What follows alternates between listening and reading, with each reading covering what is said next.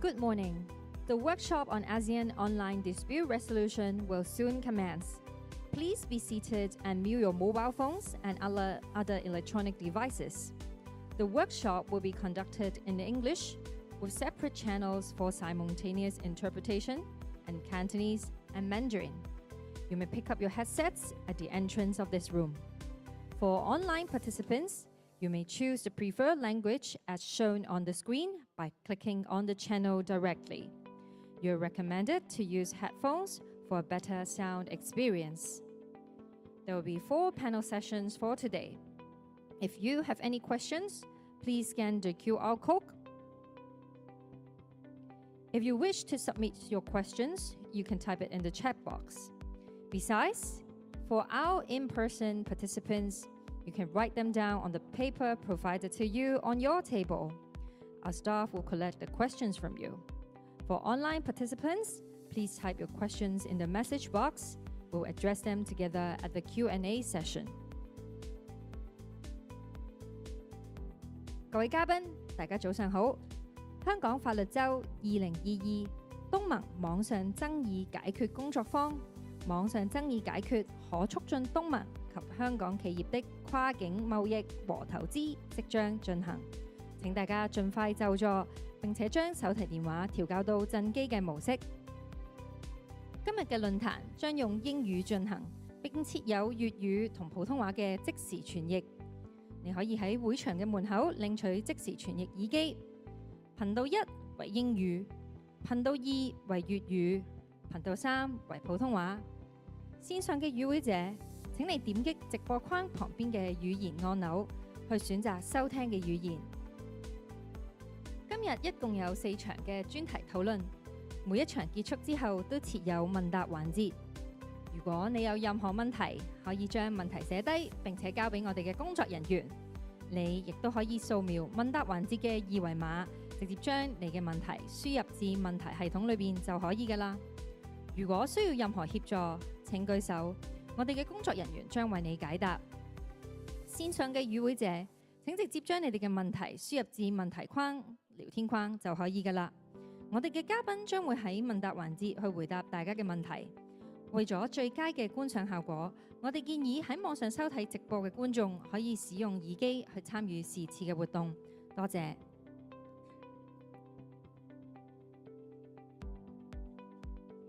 各位來賓，大家早上好。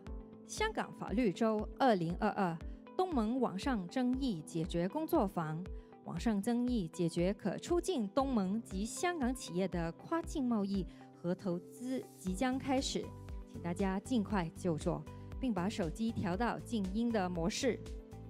今天的論壇將以英語進行，配以粵語及普通話的即時傳譯。你可以在會場的門口領取即時傳譯耳機。頻道1為英語，頻道2為粵語，頻道3為普通話。線上的參與者，請點擊直播框旁邊語言的按鈕去選擇收聽的語言。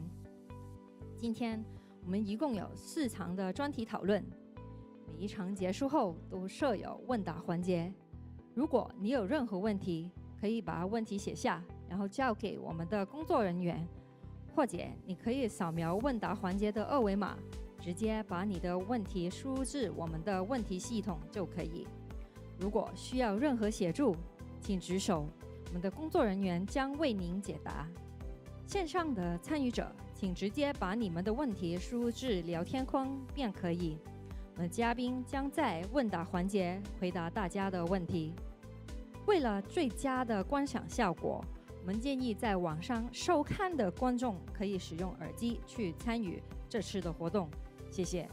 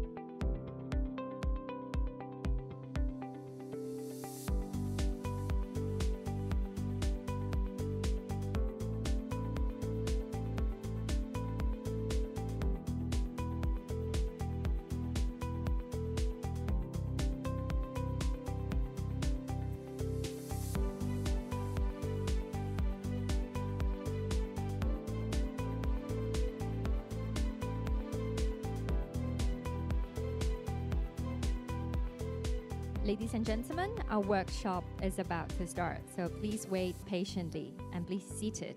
Thank you.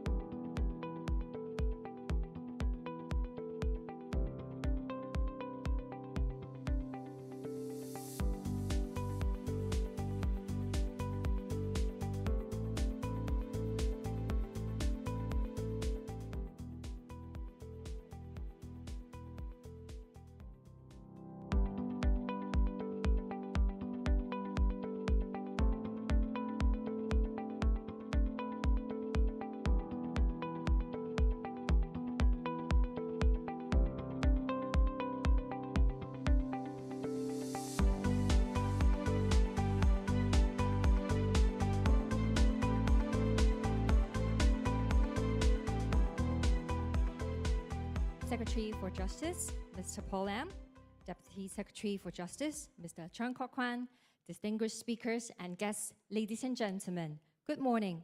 A very warm welcome to the second phase of the workshop on ASEAN Online Dispute Resolution organized by the Department of Justice of the HKSAR government. The theme this year is ODR in facilitating cross-border trade and investment for ASEAN and Hong Kong businesses. A very warm welcome to you all, no matter you are online or in person. My name is Yuki, and I will be your MC for today. So why don't we give ourselves a round of applause? Thank you so much for coming, and it's great to see all of you. Without further ado, may I first invite Secretary for Justice, Mr. Paul Lam, to deliver the opening remarks. SJ, Mr. Paul Lam, please.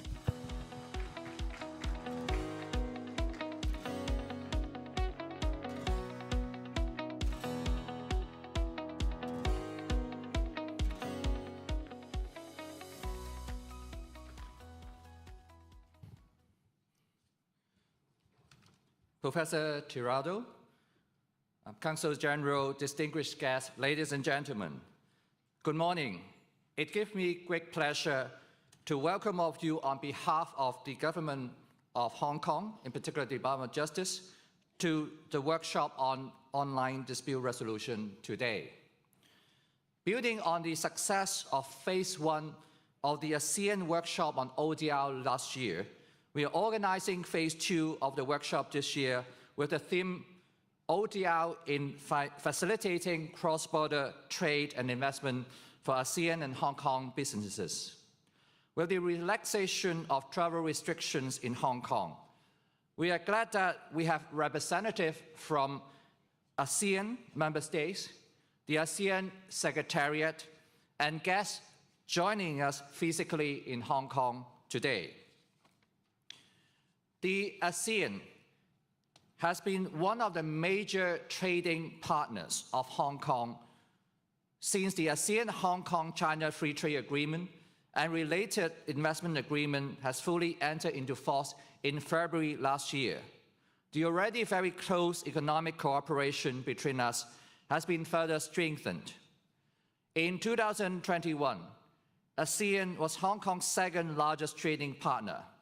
And despite the pandemic, merchandise trade between Hong Kong and ASEAN last year increased by 21%, reaching a total value of Hong Kong dollar 1,247 billion.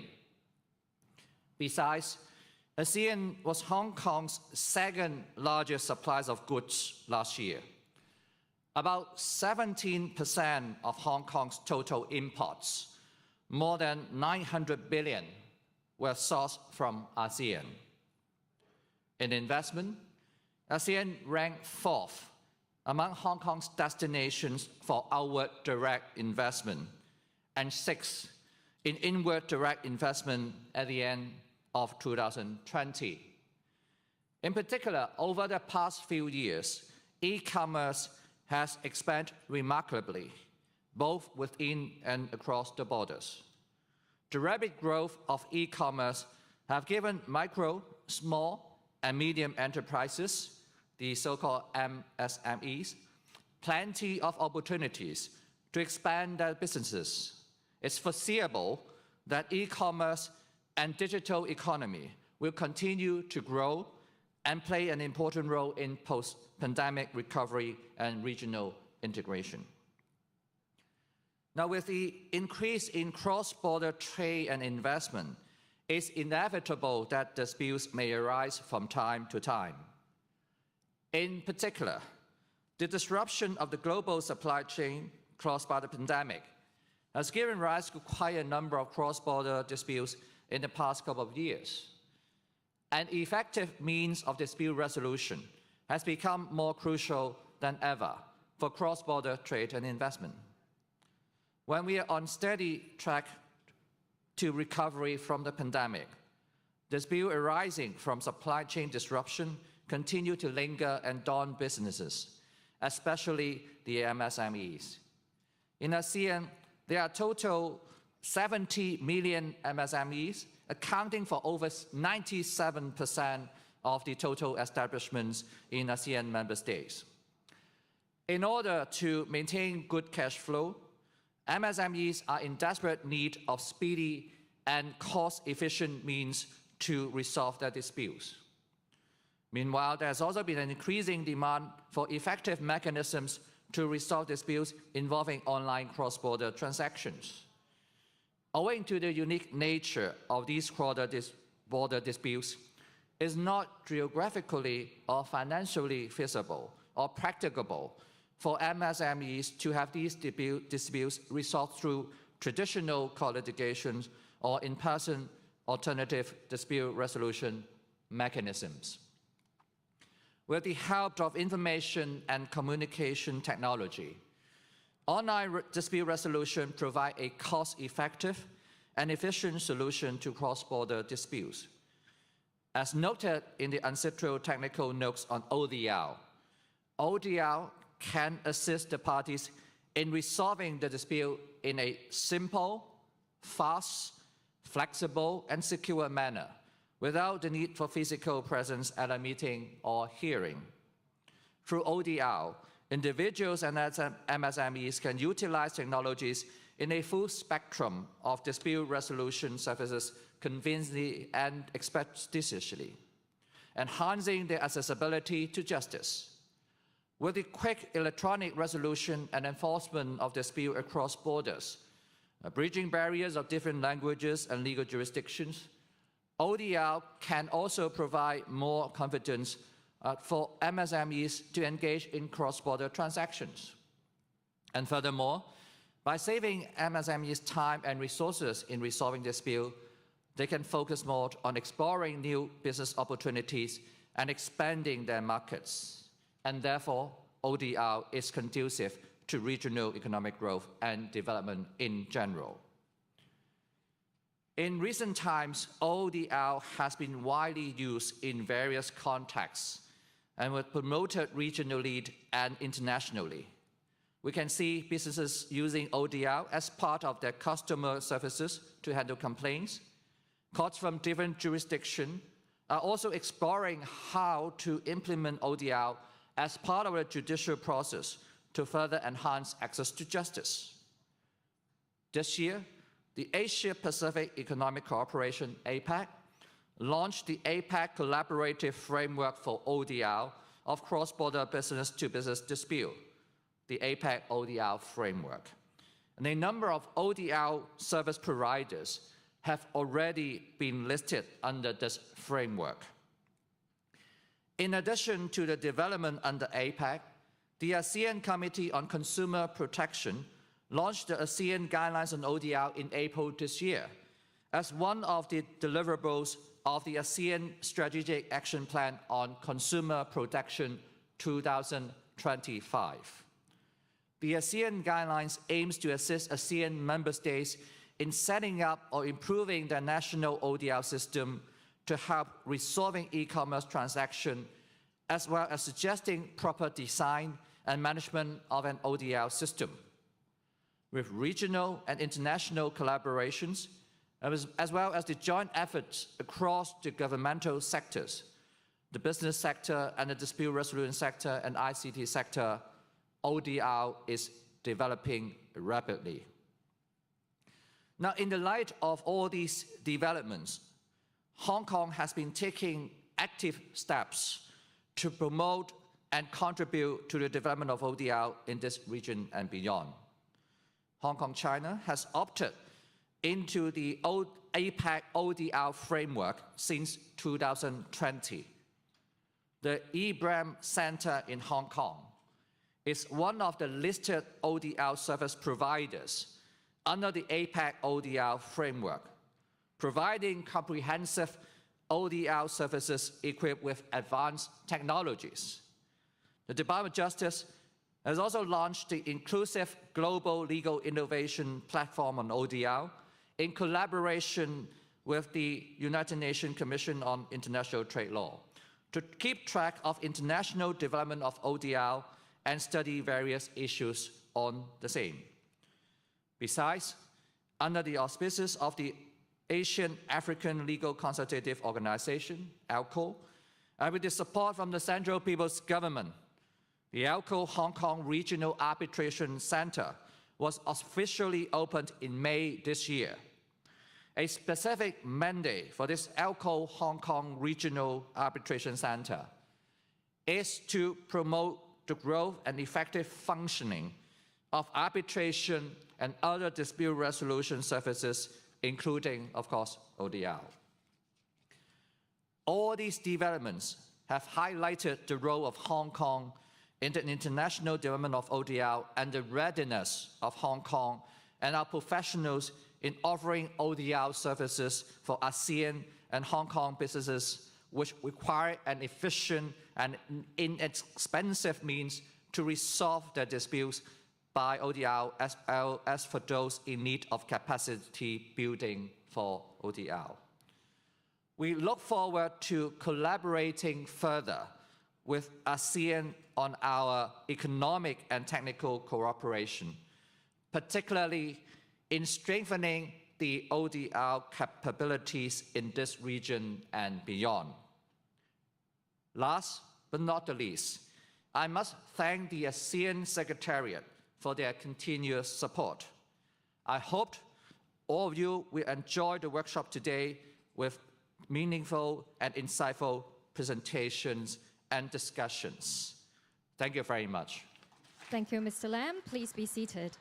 I'm very sure our participants will enjoy the workshop of today.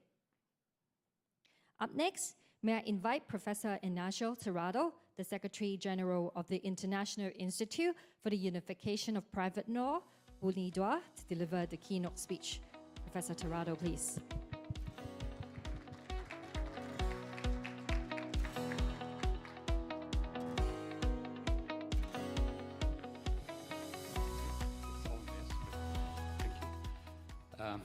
Good morning, everyone. Excellency Secretary for Justice Lam, Excellency Vice Secretary for Justice Chong, dear colleague Professor Zhao, and representative of the Hague Conference, ladies and gentlemen, friends, all of you. It is again an honor to take the floor in this world-class event during the week here in Hong Kong. And it is so especially, how can I say, daunting and also a bigger honor to be speaking in a part of the conference which concerns ODR precisely because of where we are. Hong Kong is the center of ODR, is top at what it does. We, during COVID, had the opportunity to actually access some of the examples that Ibrahim very kindly showed us in some of our working groups in Rome, connecting remotely, and we're very much impressed by the work that they were developing. I actually remember 3 years ago, the last time I could come before COVID, that Ibrahim already presented its top work at the moment, and we were all really with our mouths open of how much can be accomplished. And this type of ODR and the type of technology that's provided therein is absolutely key for situations of emergency like the ones we've lived through, but not only. Going forward, I think the development of procedural law will need to necessarily take into account the savings and the improvements that technology can bring in dispute resolution. UNIDROIT, and I'm going to speak about it a little bit, is not an organization which is strictly concerned with the procedural part of dispute resolution, online at least, but rather we are the complement to that. So from this brief speech, I'm going to talk to the other side of the coin, which is exactly complementary to the functioning of ODR. And I should say before I start on the topic that it is particularly important for us, and we're grateful for having been invited to speak in front of the Asian community, because it's an opportunity, being as far as we are, that we do not have that often. So we are hopeful that this will be the beginning of a mutual exchange and a fruitful relationship going forward. So let me speak a little bit about our venerable, I wouldn't say old, but rather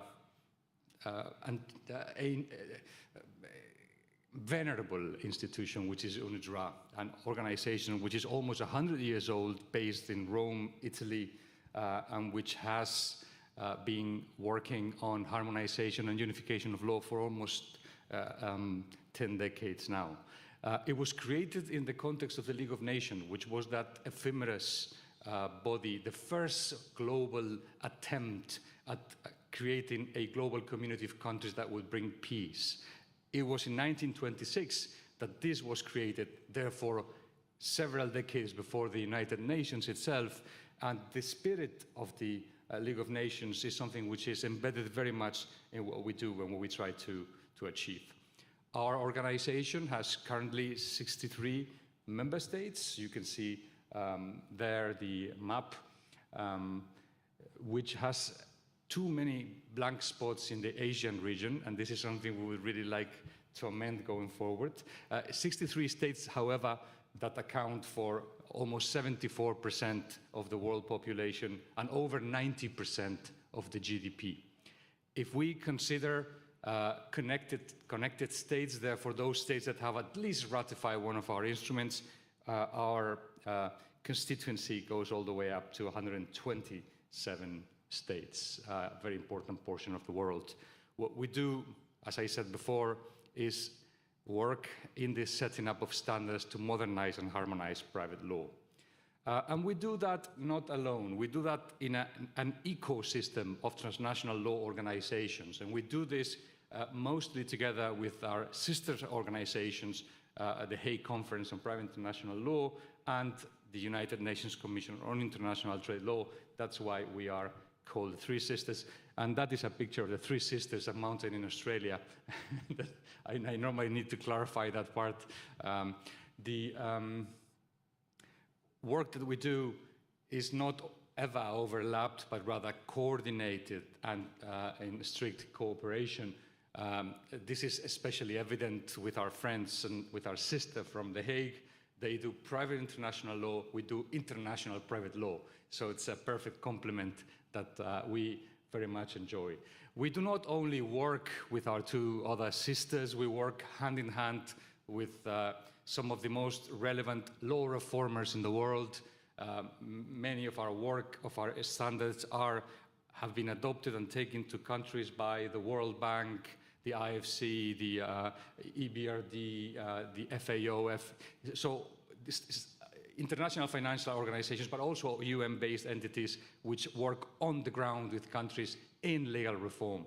So the work that we do is taken to those countries directly from these organizations. For example, several of the projects that Professor Veneziano from UNDRA, Deputy Secretary General, will speak about have arisen as a consequence of the petition of the World Bank to do this type of work, because they identified it on the ground, and therefore we came up with the standard.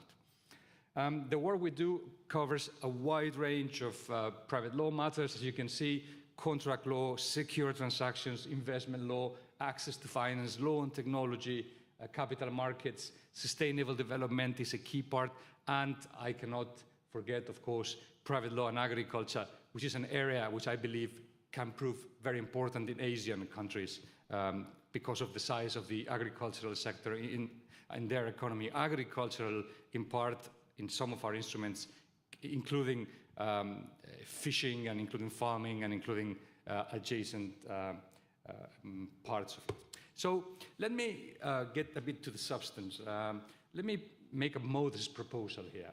And I'm borrowing from the famous little book from Jonathan Swift of the 18th century.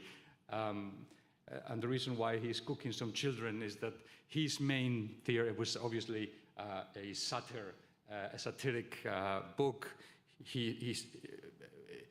When the peoples of Ireland were being sent to Spain in the war of succession between the two different kings, the children in Ireland were dying of starvation because their parents were waging war, so they couldn't feed them.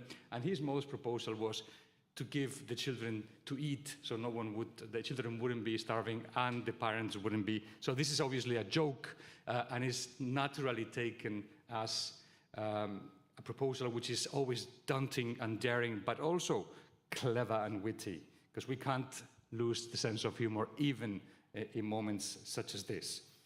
So this modest proposal that I'm prepared to present to you today concerns the fact that we believe the work of transnational law, and therefore the modernization and harmonization of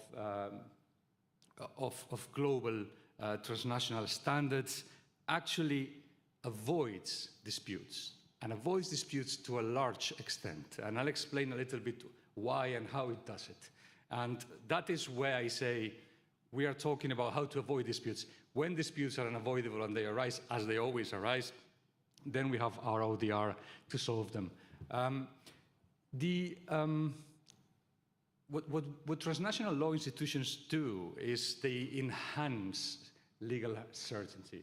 And by enhancing legal certainty, it dramatically reduces transaction costs. By dramatically decreasing transaction costs, what happens is that investment flows. And this is a situation which is much needed these days after COVID, and with some general problems happening in the world which contain and do not allow the flow of exchanges in the world to happen as it used to. Therefore, this is a moment in which increasing legal certainty and lowering transaction costs is especially important. And this is something which transnational law can achieve both domestically and in terms of cross-border. The more clear the law internally, the more modern the law internally, the more the investment will flow, the more lenders will lend, the more entrepreneurs will be active. So this is the idea, and we believe that transnational law plays a key role in this. Further, transnational law, by creating ideal laws in the area of private law, provides for new sources of interpretation, also both internationally and nationally, and that enhances legal certainty again. Obviously, all of this is because it is based on global standards. And you might be thinking, but what are global standards? Who determines what the global standards are? Why is some organization telling me this is the right law to access finance? This is the best model of factoring that you can see. This is the best system of secure transactions or contract law that there is. Well, and therefore, why should we in country A take into consideration these examples? And the answer to that is because of the way it's produced. It is produced in a venue in which all countries participate, countries representatives of the entire world with the different legal families, experts carefully selected to ensure that all the legal families and positions and even different markets are represented and provide their input. So this discussion which takes place in the context of a neutral, technical, transnational law organization is where the discussion takes place. We invite the industry, therefore, and by industry we mean those that apply the law, because otherwise why produce an instrument which those that have to apply it don't like? You need the people who also apply to provide practical input. So it's all that mixed together with absolute political neutrality, with a very high technical level that comes up with rules that are not only technically close to perfect, but are also very, they're apt to be used and applied globally in the different systems. And sometimes you need to adjust here and there, but that's normally the idea. And that is precisely why these type of standards help reduce drastically disputes, both for application or by application of the judiciary in court and also out of court, applying alternative dispute resolution, be it online or in person. So this transnational law, which has different sides, whether you can do it either by means of treaty, obviously, or soft law instruments, and this is something I can already say, soft law ends up being hard law nationally by means of model laws and other types of instruments, is the future of transnational law, rather than treaty making, which is progressively becoming more and more difficult to achieve because of the timing. So the world and reality, they move very fast, and treaty making is not fast. It's very difficult, those of you in the room who know about that. So when you are there and you reach an agreement, the reality is no longer that. So you are late already, and many treaties are born outdated. That doesn't happen when you discuss soft law instruments, and therefore that is a little bit where we're headed for. Let me give you a few examples of how our instruments help reduce disputes and therefore help economies thrive, especially in these times. And you might, if you were around, you will have heard already about Cape Town Convention. Is one of the single most successful commercial law treaties in the history. It's about access to credit for the use of high-value equipment of different kinds, rail, aircraft, space, or MAC, which means mining, agriculture, and construction equipment. It is our understanding that mining, agriculture, and construction machinery of high value, as well as rail and aircraft, all three, but especially the first, would be of special interest for Asian economies. Let's take the Cape Town Convention example for the aircraft protocol. We are talking about an application of a treaty which has seen more than 1.3, almost now approaching 1.5 million transactions registered in one single registry existing in Dublin. 1.5 million transactions, and which account for over almost $700 billion in the only concerning the aircraft industry. And that doesn't count the last 2 years where basically no planes were flying. So you can imagine the importance of the instrument. And how do you do this? How do you avoid disputes? How do you make commerce grow? How do you make investment thrive? How do you make planes fly? Well, you do it by simplifying. We all have systems of secure transactions. We all have very different types of pledges, liens, hypothecation, mortgages, all very complicated, each with their own problems. However, what we're saying is, don't do this. Use a functional approach. Have one type of guarantee, we call it international interest, which is described functionally as that type of agreement which goes to secure an obligation of a certain type. One registry in the world, accessible online 24/7, very cheap. To register, for example, an international interest, therefore a secure transaction over an aircraft, you pay $100. So to register a transaction which embodies more than $3.5 million US, you pay hardly $100. Think about the enormous gain that this gives to commerce. We provide one clear system of priorities, so those that finance the leasing of the transaction concerning an aircraft or rail know ex ante what happens in case the debtor becomes insolvent. And what we do basically is provide also a very efficient system of enforcement in case of default, in case the dispute arises. And when the dispute arises, for example, in rail, these efficient mechanisms go as far as allowing for the unilateral deregistration of the aircraft.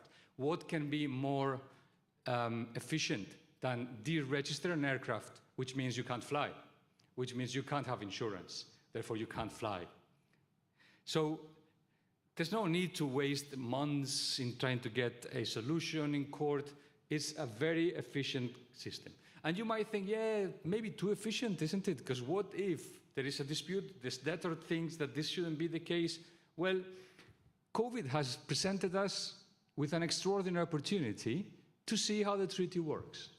More than 26, the last time we checked, airlines around the world have been in trouble, in financial distress. Obviously, no one can hear in history of such a widespread, simultaneous crisis as that suffered by the aviation industry during COVID times. It was just not possible to fly. Therefore, all the airlines, strong as they may have been in the past, all suffered. And in this case, however, the situation placed those creditors which had claims because they had financed the acquisition or of the leasing of aircrafts through leasing companies by the airlines. Those creditors were in a very strong position.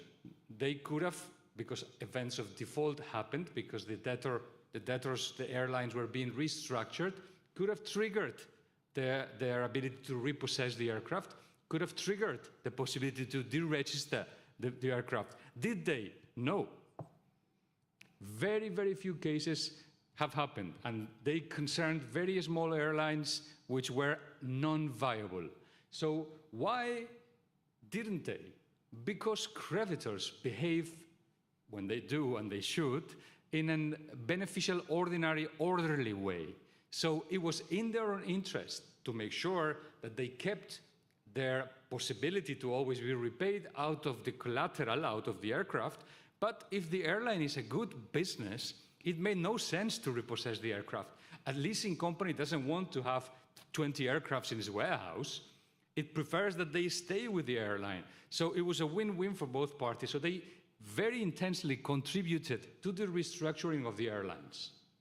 So what Cape Town does is avoid dispute by placing strong position in the hands of the creditor, but the creditor, which is a sophisticated institution, makes sure that it only uses the right when it makes sense to do so economically. So in the end, disputes were avoided, airlines were restructured, and there was no need for ODR, at least in this case. For those other places where it didn't happen, there would have been. More examples. I know I'm really about to finish. We have many more. I will not dwell too much on them because Professor Veneziano will detail herself in more detail. But I'd like to mention the work that we do on private law and agriculture, which we think is important for the Asian countries. The contractual schemes, the contract farming schemes will be explained. Our instrument, together with the International Fund for Agricultural Investment, IFAD of the United Nations, is the agricultural land investment contracts. This is a guide which ensures that in case there are investments in land for agricultural use, long-term investments, they are done in a manner in which disputes are tackled and there is fair treatment of all the parties involved. We are doing now work together with FAO, with the Food and Agriculture Organization of the UN, and IFAD again, on sustainability across the supply chain. We are making sure that we analyze in detail not only vertical but also horizontal contractual relationships between the different parts of the supply chain, and we include dispute resolution mechanisms to ensure streamlined movement of goods and assets through the supply chain. This is ongoing work as well. We have some of our signature instruments about to be finalized on model law on factoring, which obviously is key for the development of MSMEs and SMEs, as the Secretary was mentioning before, absolutely key. The possibility to factor, to access finance with your receivables is of the essence.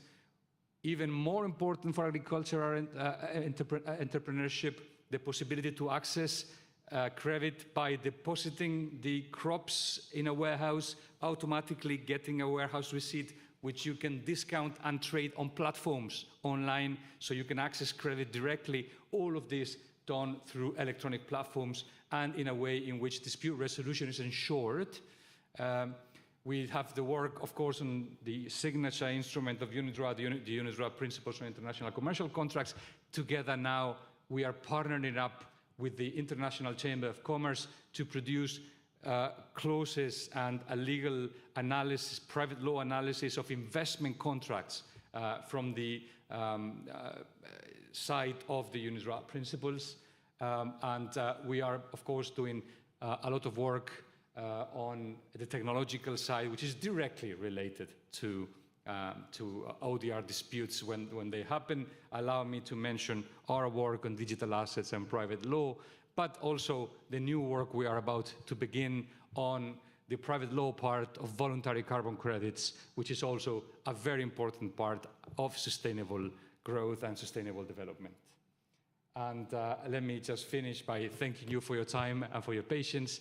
And we very much look forward to continuing our collaboration, learning today from all those ODR experts, continuing our collaboration with the government of Hong Kong, and to establishing deep ties with the Asian countries. Thank you. Thank you, Professor Tirado. Thank you for the stories and application. I'm very sure you have a lot to share. And here comes our first panel session. And the topic is role of ODR in successful conduct of e-commerce and cross-border trade. We are delighted to have Mr. Terence Hui as our moderator. And we have Mr. Michael Dennis, Ms. Laura Aguilera Villalobos, Mr. Benjamin Estetel-Hambel, and Professor Bian Yongmen as our speakers. Mr. Hui is the co-founder and CEO of Prister Corporation Limited. So I will pass the time to Mr. Hui.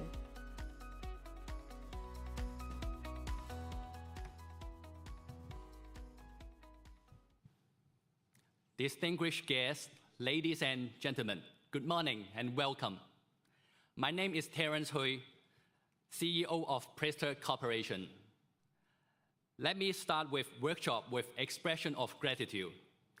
I'm grateful for the presence of so many of you here today. It's my great honor to be the moderator of section number 1, role of ODR in successful conduct of e-commerce and cross-border trade. In this section, first, we will discuss the importance of ODR system for the trusted development of e-commerce and how ODR platform can benefit MSME, micro, small, and medium enterprise, by expanding their markets and establishing trusted relationship with consumer in the ASEAN region. Second, experience sharing of ODR success and challenges for dispute resolution and consumer redress mechanism in cross-border digital trade. Appreciate the support from distinguished speakers. Michael Dennis, Senior Advisor, the Castle-Cake National Law Center, United States. Laura Aguilera Villalobos, Head of the Office of Study and International Affairs, the San Diego Arbitration and Mediation Center. Benjamin Estede Hempel, CEO, Resolution and Linear. They will join both online. Yongmin Bian, Professor and Deputy Dean of the School of Law, University of International Business and Economics, China. Now, may I pass the floor to you, Mike. Thank you. Thanks very much, Terrence. Good morning, everyone. It's a privilege to be part of such a distinguished panel. Thanks to the Justice for inviting me to speak. During my presentation, I'd like to focus on how ODR can assist MSMEs in expanding their markets and establish trusted relationships with consumers in the ASEAN region in cross-border digital trade.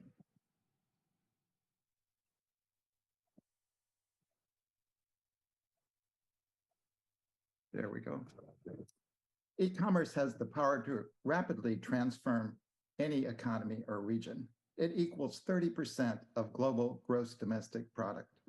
The ASEAN region is the most dynamic region in the world with a fast evolving e-commerce landscape.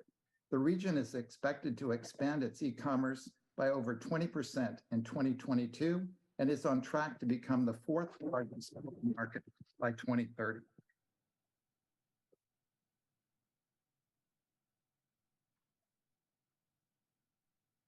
MSMEs are the engines of economic growth and job creation in all economies. In 2022, 60% of the 5 billion internet users purchased online, creating a cross-border e-commerce market for MSMEs.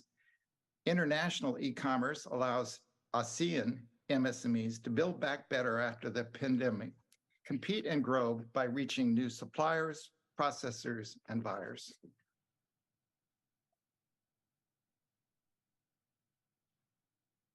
An ABEC study found a lack of effective cross-border dispute resolution to be one of the greatest challenges MSMEs face in the digital economy.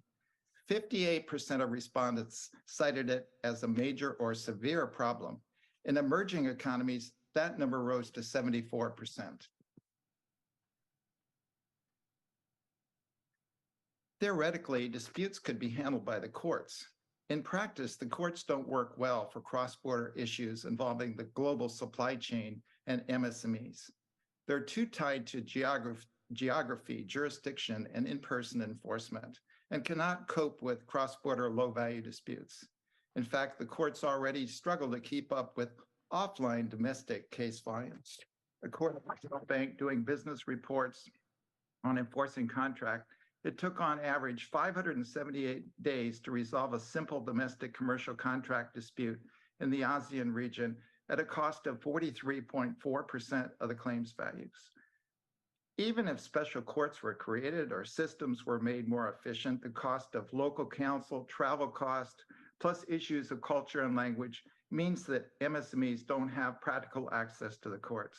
All these factors make access to redress a fiction.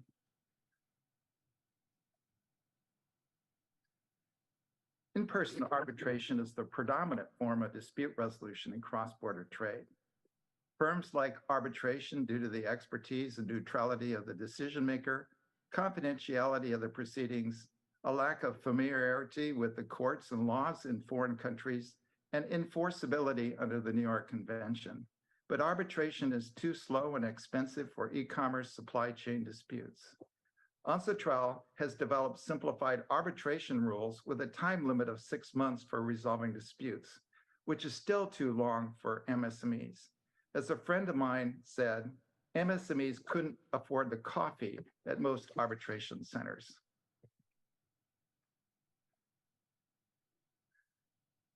ASEAN consumers are also affected by the lack of access to justice in cross-border trade. According to the ASEAN study, each unresolved consumer dispute has a cumulative effect on consumer confidence and deters cross-border trade with ASEAN MSMEs.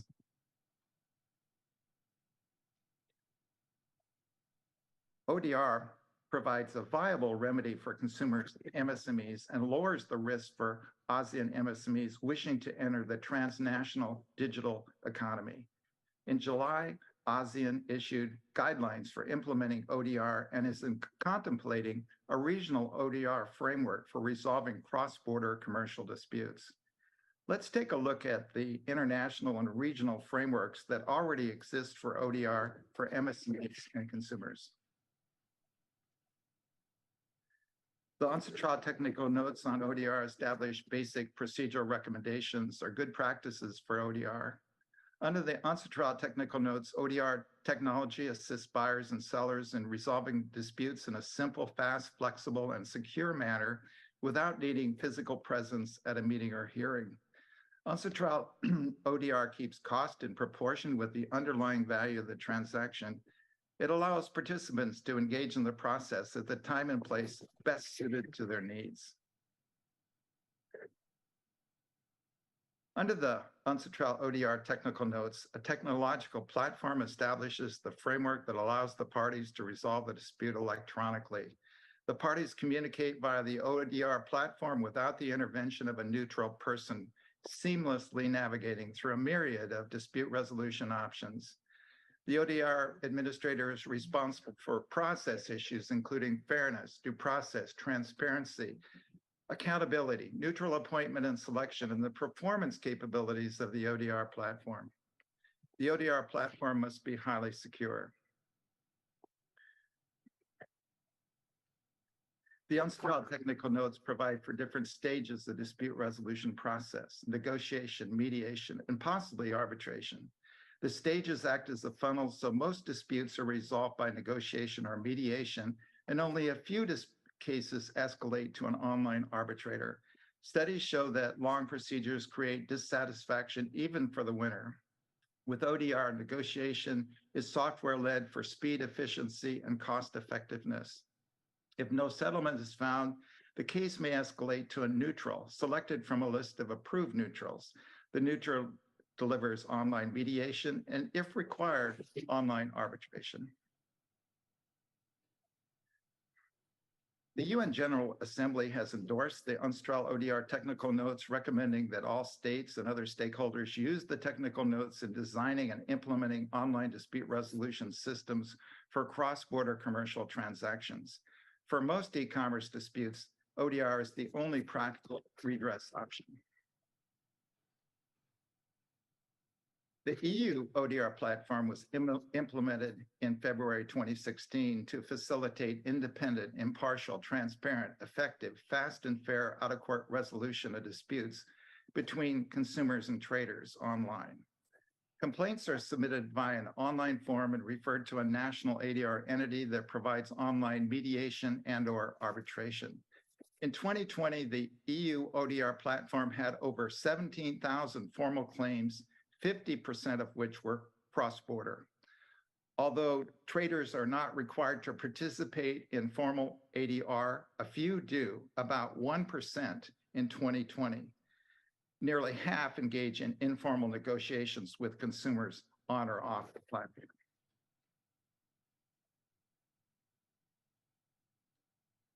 APEC launched the ODR Collaborative Framework in June of this year. The Collaborative Framework is designed to provide quick and affordable dispute resolution and enforcement across borders, languages, and legal jurisdictions to assist APEC businesses, particularly MSMEs and cross-border trade. There are three key elements to the successful operation of the ODR framework. First, economies need to opt in. Second, ODR providers must apply to join the collaborative framework and meet its requirements. And third, MSMEs must agree to use ODR. So far, 5 economies have opted into the collaborative framework: China, Hong Kong, China, Japan, Singapore, and the US. There are no legally binding obligations for an economy. Here you see ODR providers that have partnered with APEC so far. Early results are very promising. The Guangzhou Arbitration Commission takes on average 33 days to resolve domestic and cross-border commercial disputes using the collaborative framework. 60% of disputes are resolved during the negotiation and mediation stages. By comparison, APEC's work on ease of doing business enforcing contracts shows that resolving a contract dispute involving an MSME in an APEC court took on average 440 days at a cost of 1/3 of the value of the claim.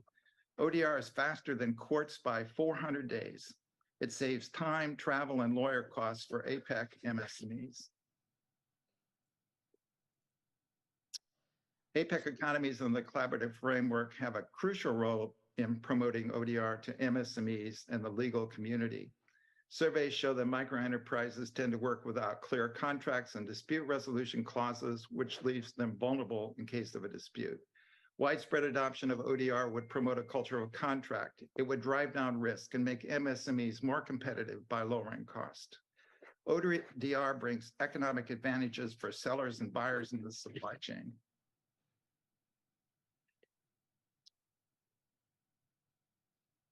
ADR providers can license ODR technology on a case-by-case basis from ODR platform vendors such as Deloitte, ODR.com, and RDO without owning or investing in ODR technology.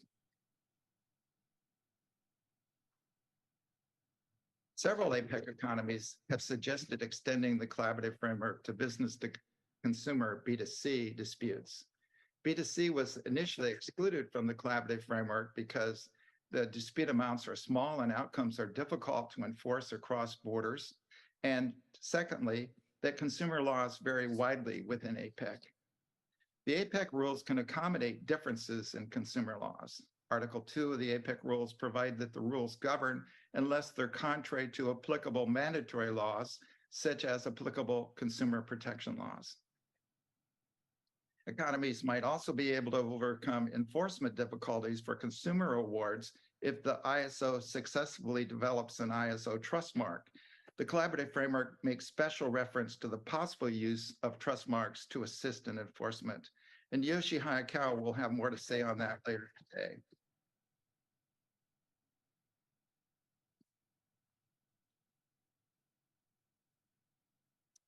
Before 2020, court systems in ASEAN economies made very little use of ODR. During the COVID-19 pandemic and its associated travel bans and court closings, ODR became essential.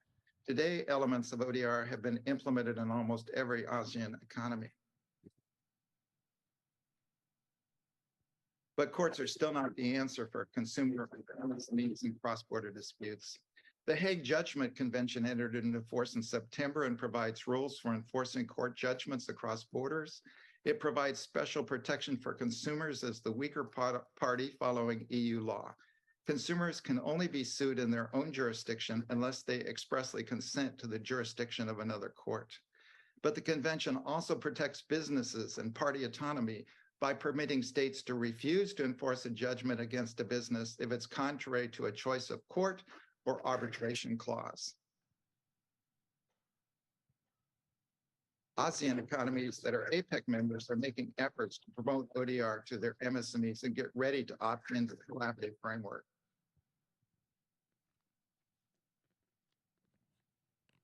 ODR e-justice is essential for economic growth because it fosters the confidence MSMEs need to reach foreign markets.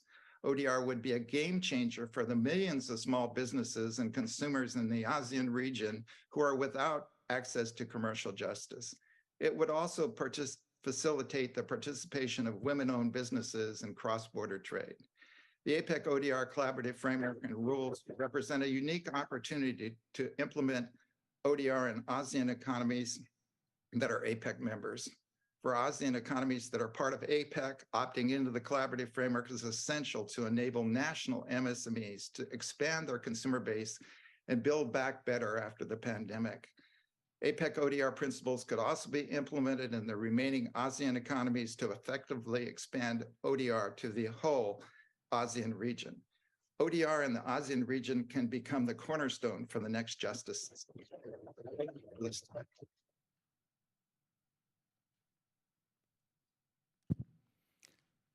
Thank you. Thank you very much, Mike, for the wonderful sharing.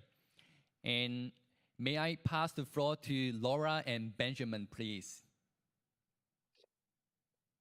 Thank you. Thank you so much. First of all, many thanks again for the invitation to workshop on ocean and ODR, especially to this session about the role of ODR in successful conduct of e-commerce and cross-border trade.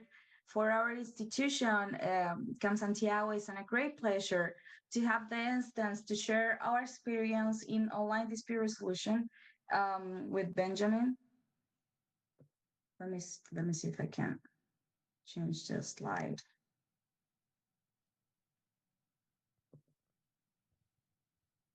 Sorry, if this is working, I can change the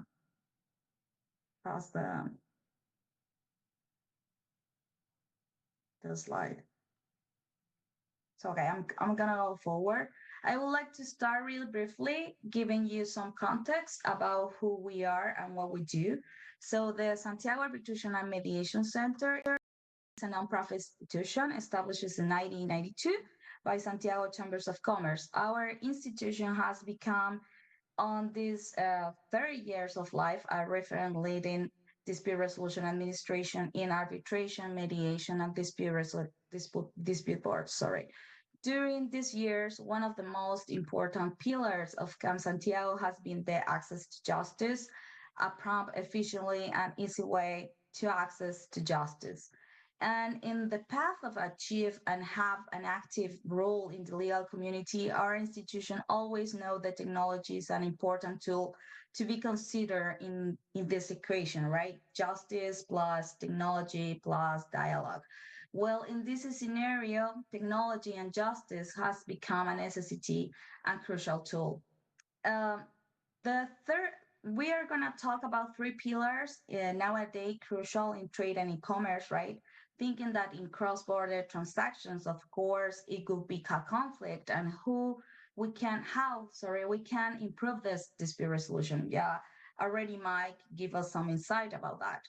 In this context, the pandemic and our special case, Chilean social outbreak, accelerate the digitalization of multiple businesses, radically changing whole sector of economy and dramatically modifying our social interactions. The Chilean market is a prime example of the tendency, and in this context, we saw the opportunity to reinforce the link between the justice, technology, as we know, and we work in three important actions. I will be more briefly because I want Benjamin can share with you our developments. In 2019, the center implemented 1,000 online mediators pro bono program to help businesses, especially micro, small, and medium enterprises, to resolve conflict, mainly caused by the breach of contract during 2019 social outbreak, like I said before. And after with the COVID pandemic, the initiative is founded by Santiago Chambers of Commerce, aimed to support business and the whole community with the free online mediation. Second action is eCam Santiago. One of the main characteristics and our standing assets in what we do and make us special in Latin America is this system, this platform, a modern digital platform for arbitration and mediation process that allow communication, sharing between the parties, arbitration and mediation, intervenient, involved in the cases. And in this 30 years, the history of the center has administrated more, the numbers are more now, 5,000 arbitration cases and 500 mediation cases. And also, we already have 4,500 virtual hearings. That's a good number, considering that everything is online.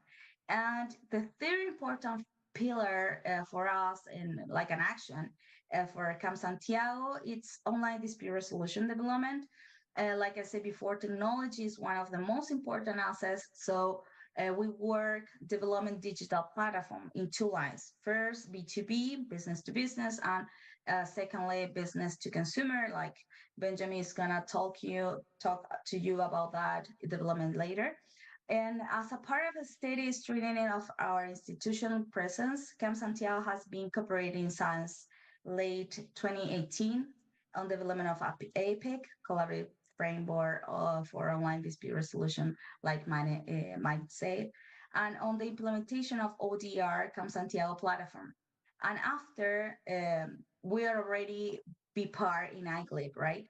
Since that time, we initiated the journey become B2B providers, ODR providers. Currently, Camp Santiago B2B ODR platform.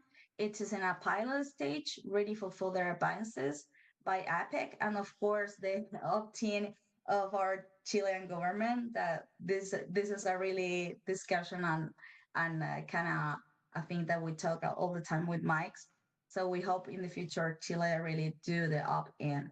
And taking further steps in this direction, in 2020, Camp Santiago created its online dispute resolution unit, with the missions is to improve access to justice and provide adequate conflict resolution mechanisms through technology. So now I would like to give the floor to Benjamin, so he can tell you what we've been doing this years in matters of B2C developments. Benjamin. Thank you, Laura, and good morning, everyone. I'm so honored also to be part of such a great panel and also such a relevant event. As Laura was previously explaining, I have the incredible luck of leading an amazing team of engineers, software developers, specialists like Laura, and also I on online dispute resolution, also experts on e-commerce, that developed an online dispute resolution platform that we call Resolución en Línea. That's the Spanish word or phrase for online resolution, that started out as an innovation project inside the Santiago Arbitration and Mediation Center.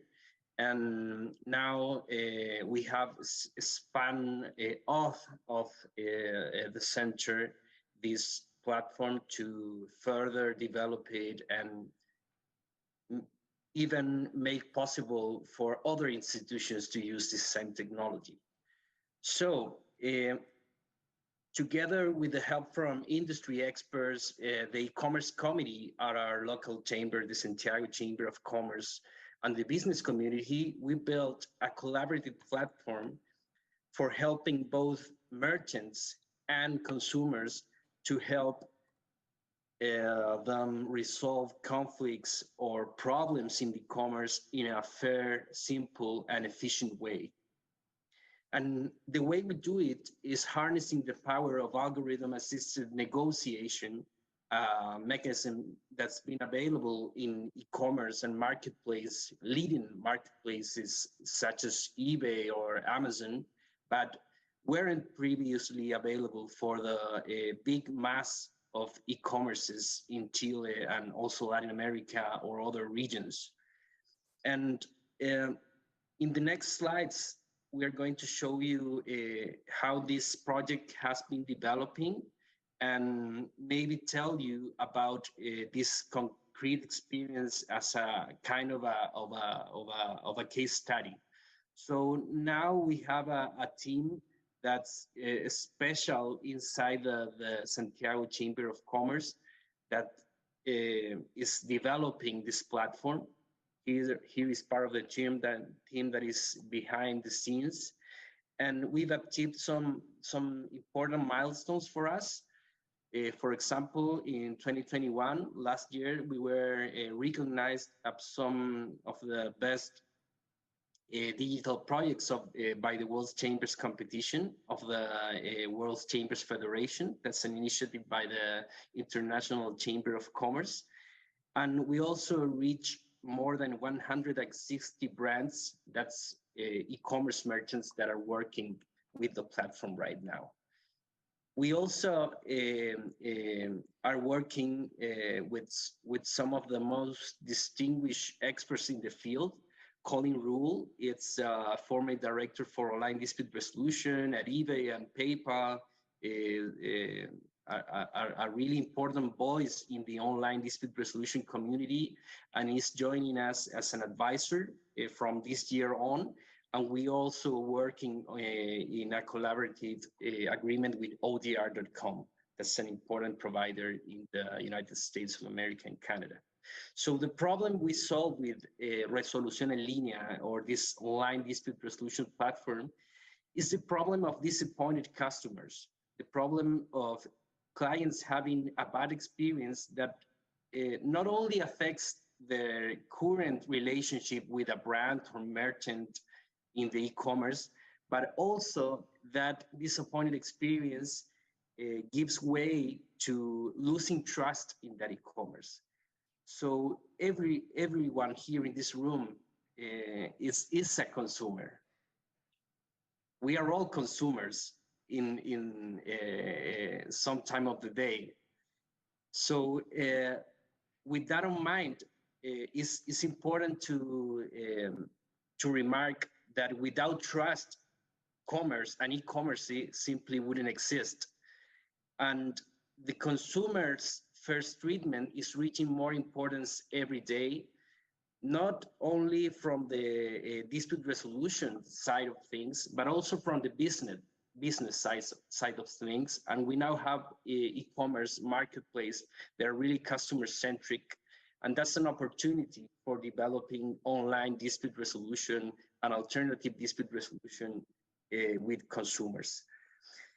So the way we propose to solve this problem is developing a collaborative platform that helps merchants and consumers to resolve the problems in a way that is a lot easier than using traditional methods like judiciary or regulatory instances.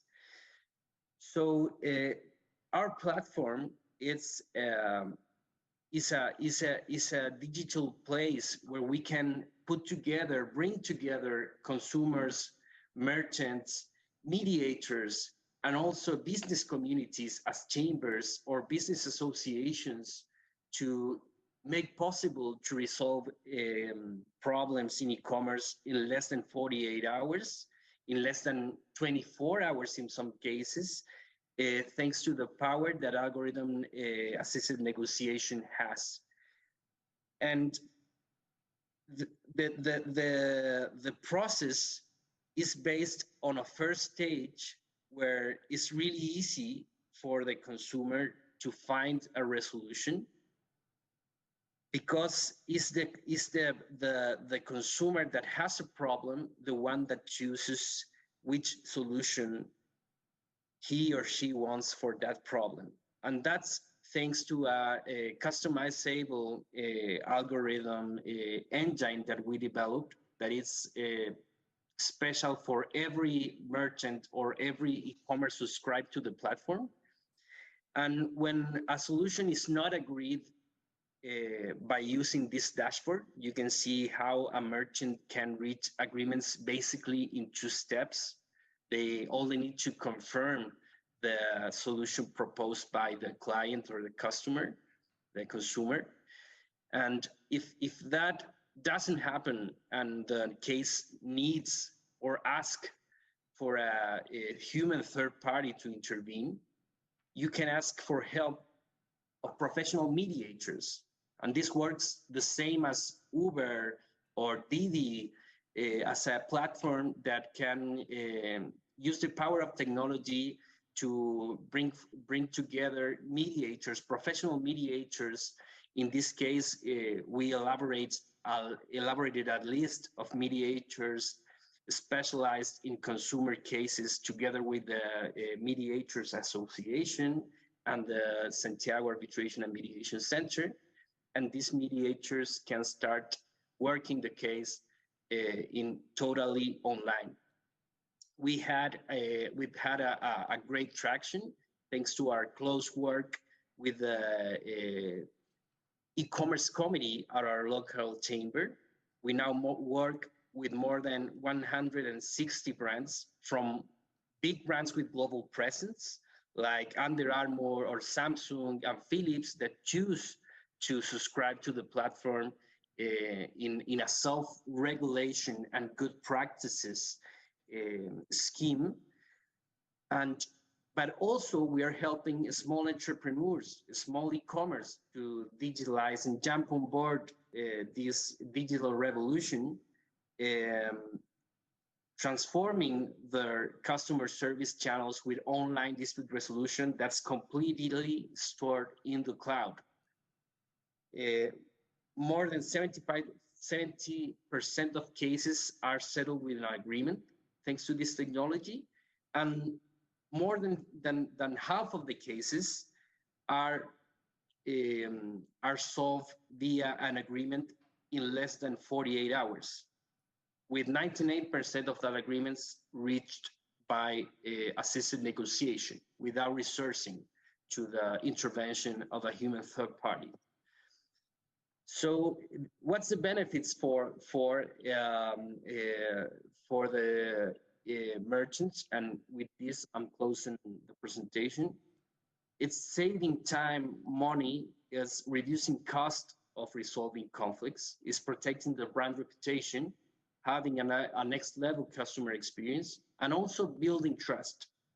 And all of this is possible thanks to a software as a service operational model that is really a novelty in online dispute resolution services.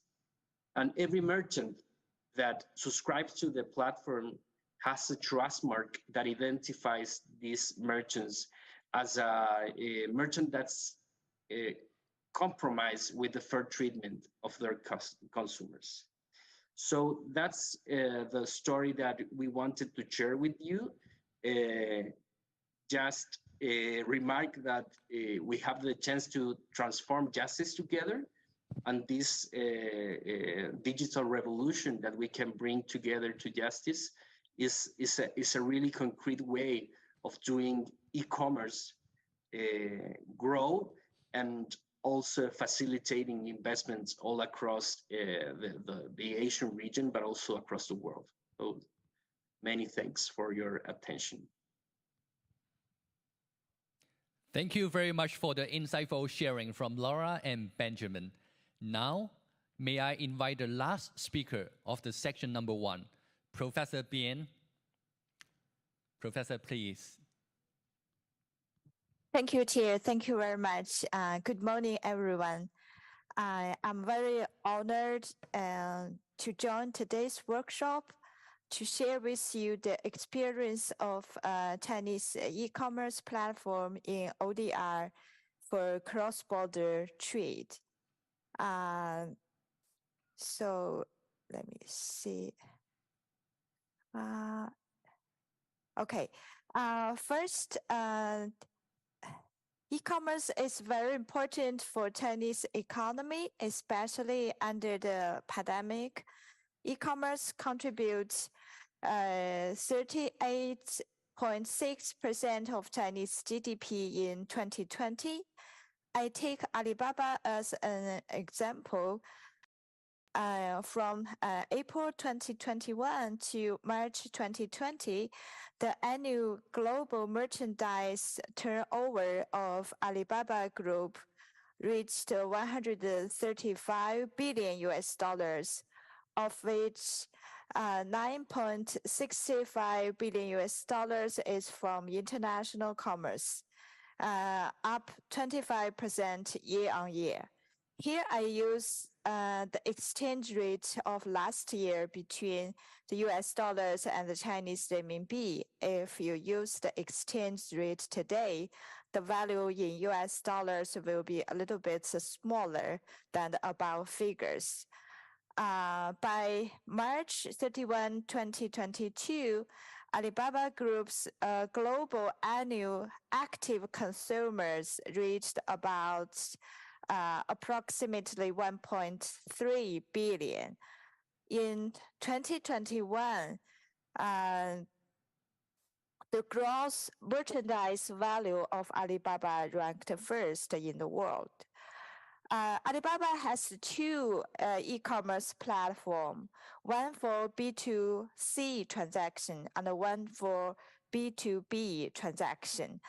On my PPT on the left side, you see on the top one is the C, and the third one, 1688.com, is for B2B. And most businessmen on Alibaba's B2B platform are sellers, benefit from China's various manufacturers, a so-called factory of the world. Alibaba was able to design a giant e-commerce platform to serve millions of Chinese sellers for B2B and B2C transactions. Why is ODR important for small and medium entities to engage in cross-border transactions? The small and medium entities may never meet each other before they sign a contract. Why do they trust each other? I think their trust comes from a rule-based e-commerce platform, which will assist transboundary dispute settlement in case their transaction has a trouble.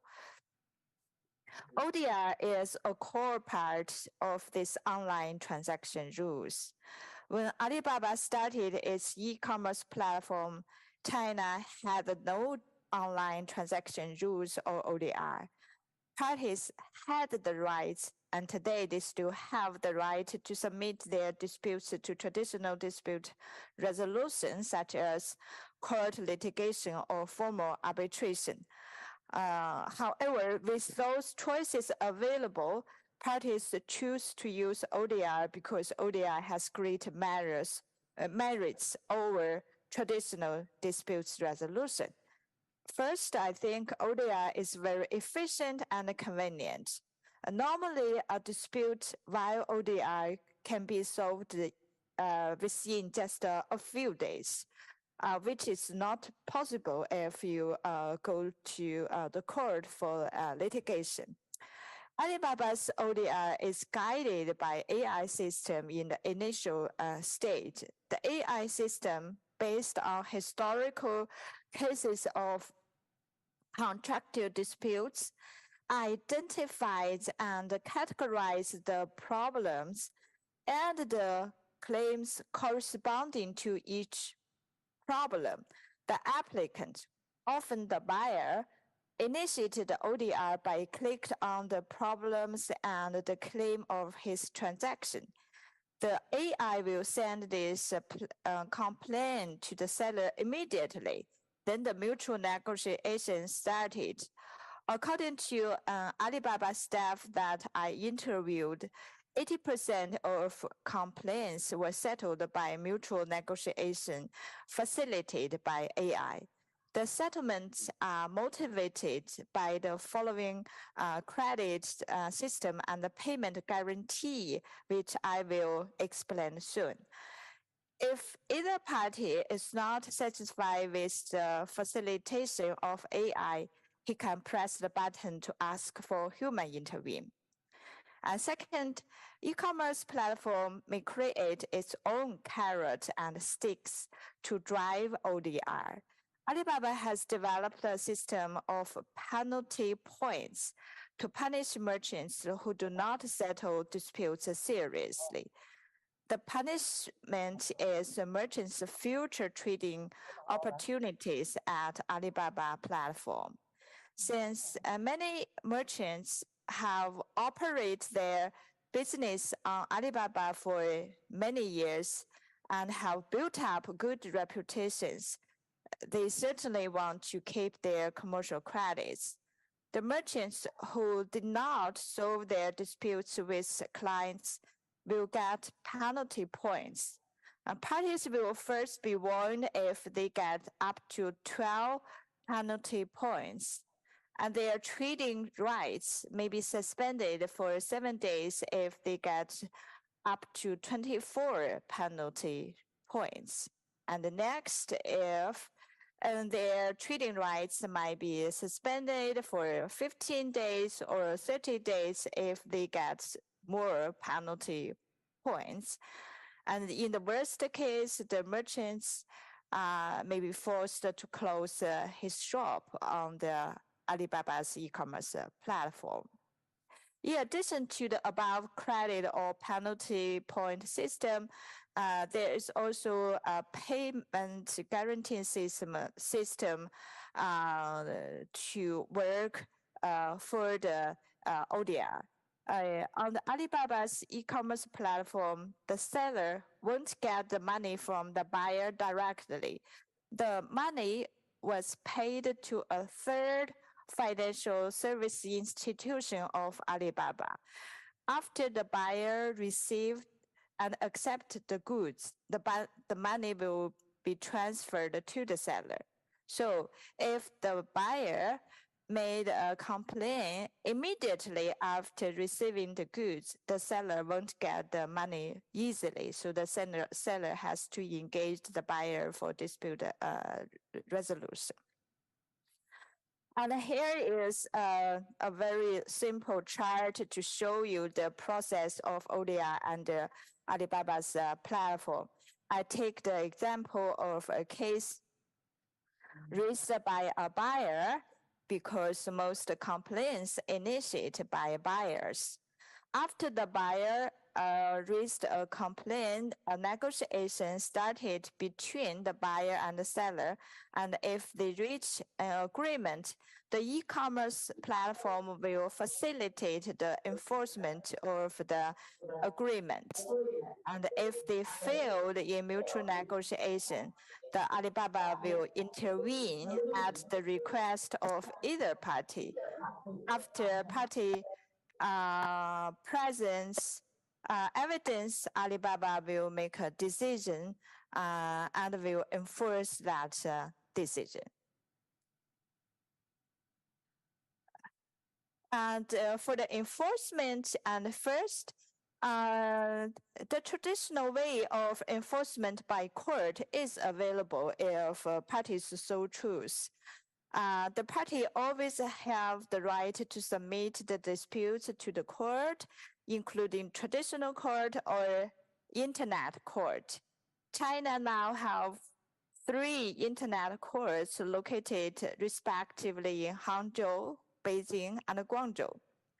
And second, e-commerce platform like Alibaba has the capacity to enforce the resolution reached by ODR. Alibaba has strong enforcement of the conciliation reached by Alibaba.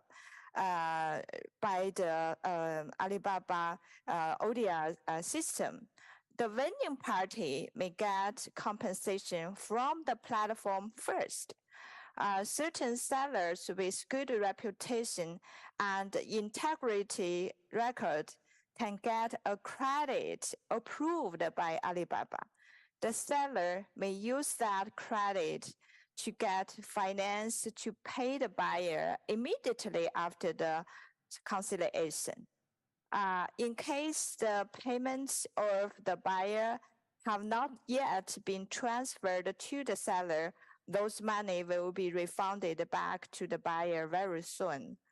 In addition, the e-commerce platform also facilitated enforcement of court judgments. The e-commerce platform can enforce the court judgment by the disposal of properties belong to the losing party but holding by Alibaba.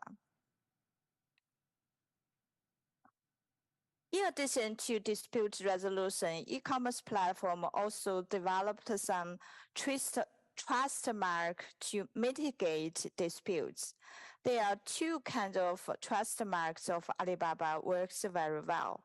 First, on the left side of this PPT, the top one is a trust mark of gold sellers, which is a trust mark for commercial integrity. Sellers with this mark are qualified to get loan from the platform to pay compensation to buyers. The second trust mark, that's the bottom one on the left side of the PPT, is the trust mark for those sellers who have committed to pay consumers according to Alibaba rules. So for the buyers or for B2B or the buyers of B2C, and they look at these different trust marks to make their transaction decisions. What can we learn from Alibaba? I think as other presentators already talked, and ODR is very crucial for MSEs to engage in online e-commerce. And AI is very helpful in ODR. And 80% of the disputes was settled with the help of AI. And AI, including standard operation procedure of Alibaba, will help to identify the issue and recommend solutions. And the AI will also contact the liable party automatically and repeatedly to address the problem. And the AI has no bias to either party and can be very neutral and is able to work with multi languages. And next, and reputable traders are very reasonable and cooperate in resolving disputes because they cherish their reputation and future trading opportunities. And trust mark designed properly can facilitate the enforcement of ODR. Actually, Alibaba also designed some trust mark for consumers because the Chinese law has some special protection to consumers, and some this special protection cannot be enjoyed by professional businessmen, and some professional businessmen want to hide their identification and try to claim those consumer protections. So the system, the platform is able to trace the different transactions and to identify the problematic consumers. Last, I want to say to work with e-commerce platform may make MSEs stronger because the platform not only provide trading opportunity, but also endorse the commercial credit of the traders, provide a guarantee for the implementation of the contracts and ODR. Thank you very much. Thank you. Thank you very much for the wonderful sharing from Professor Bian. After all this professional advice and sharing, here with some questions from our audience. As we are a bit running out of time, so we have one question. From your observation, do customers trust those MSME which use ODR system more as compared with those MSME not having ODR system? May I have a mic to take this question?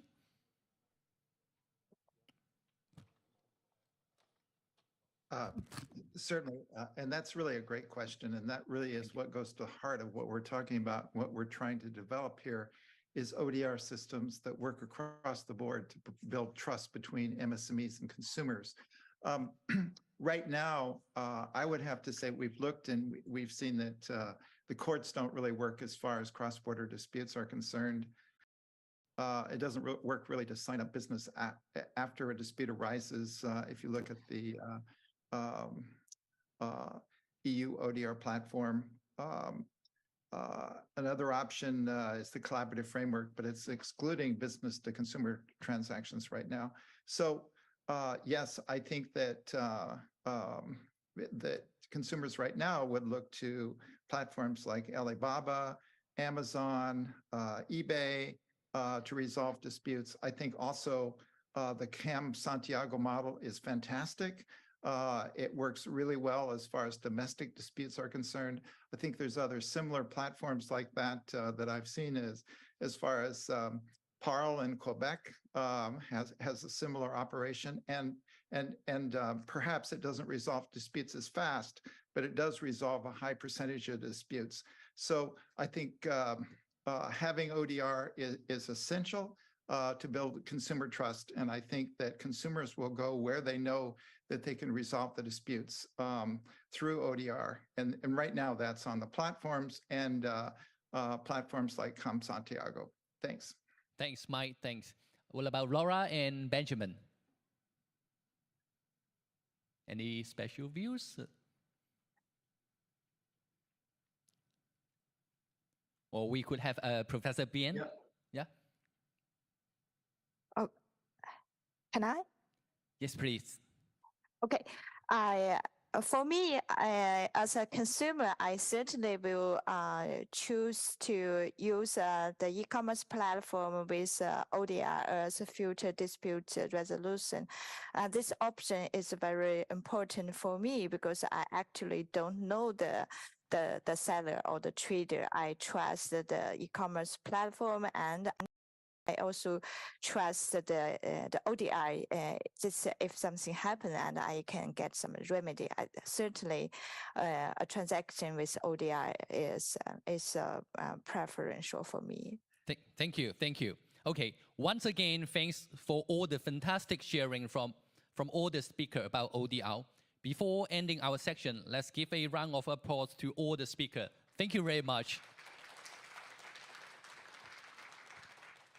Thank you, Mr. Hu. Thank you. Please stay because we have a photo-taking session. So thank you, Mr. Hu, Mr. Dennis, Ms. Aguilera Villalobos, Mr. Acetal Hambel, and Professor Ben for the very informative session. So please stay and please look at our camera. For our online speakers, you can look at your own camera.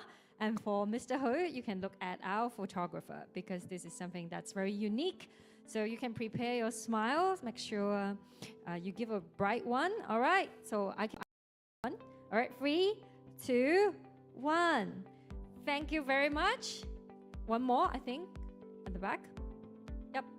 Thank you so much. And Mr. Hu, please take a seat. And thank you, our online speakers. We know we are in different time zones, so please take a rest if you are in the Europe time zone. So before we move to the second panel session, we will have a break. And our second session will begin at 11:50 Hong Kong time. So please take your valuable belongings with you whenever you leave this hall. Please enjoy the refreshments in the designated areas outside this conference room and return to this conference room by 11:50. For our online participants, there's no need to log out. Thank you very much.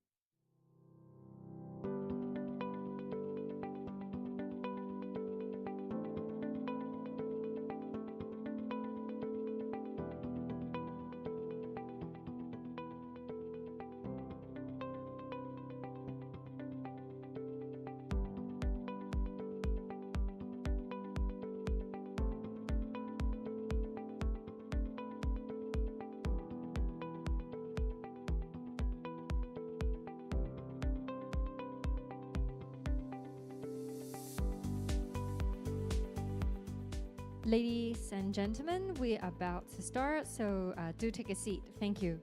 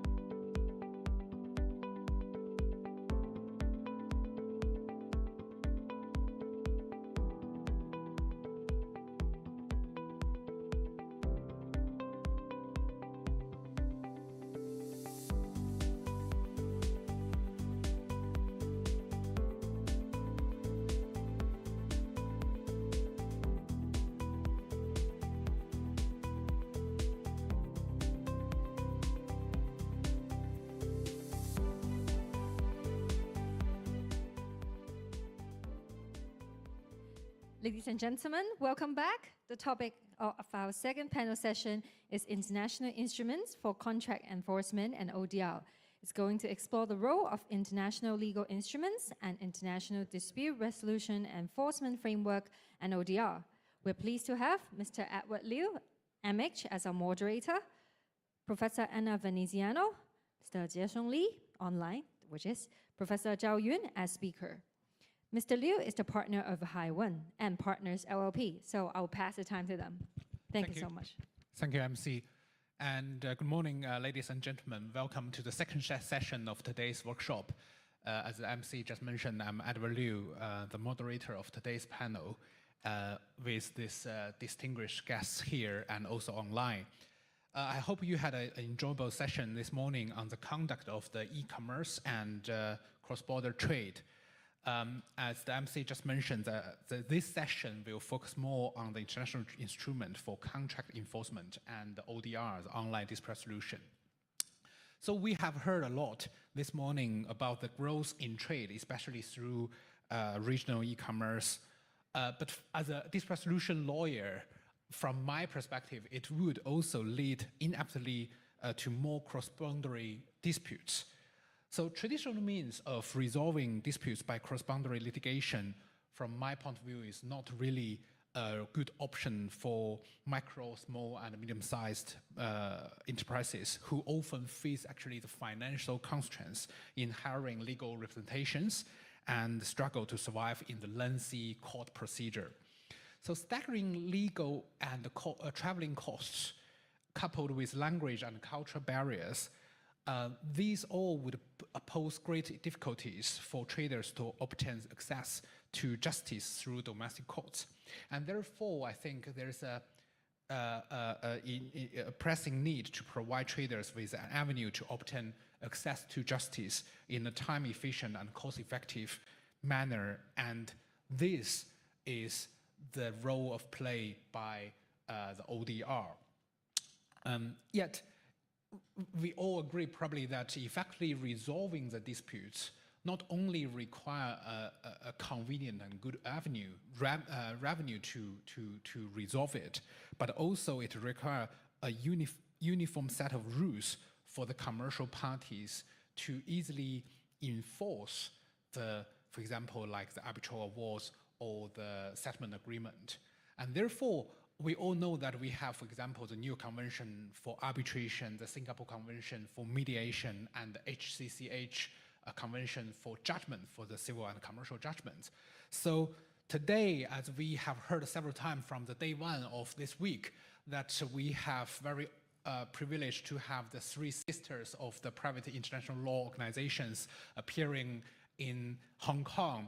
And for my session, especially that I have the representative from these three organizations, and we will hear from them, from their perspective, organizations' views about the international instrument on the contract enforcement from the ODR perspective.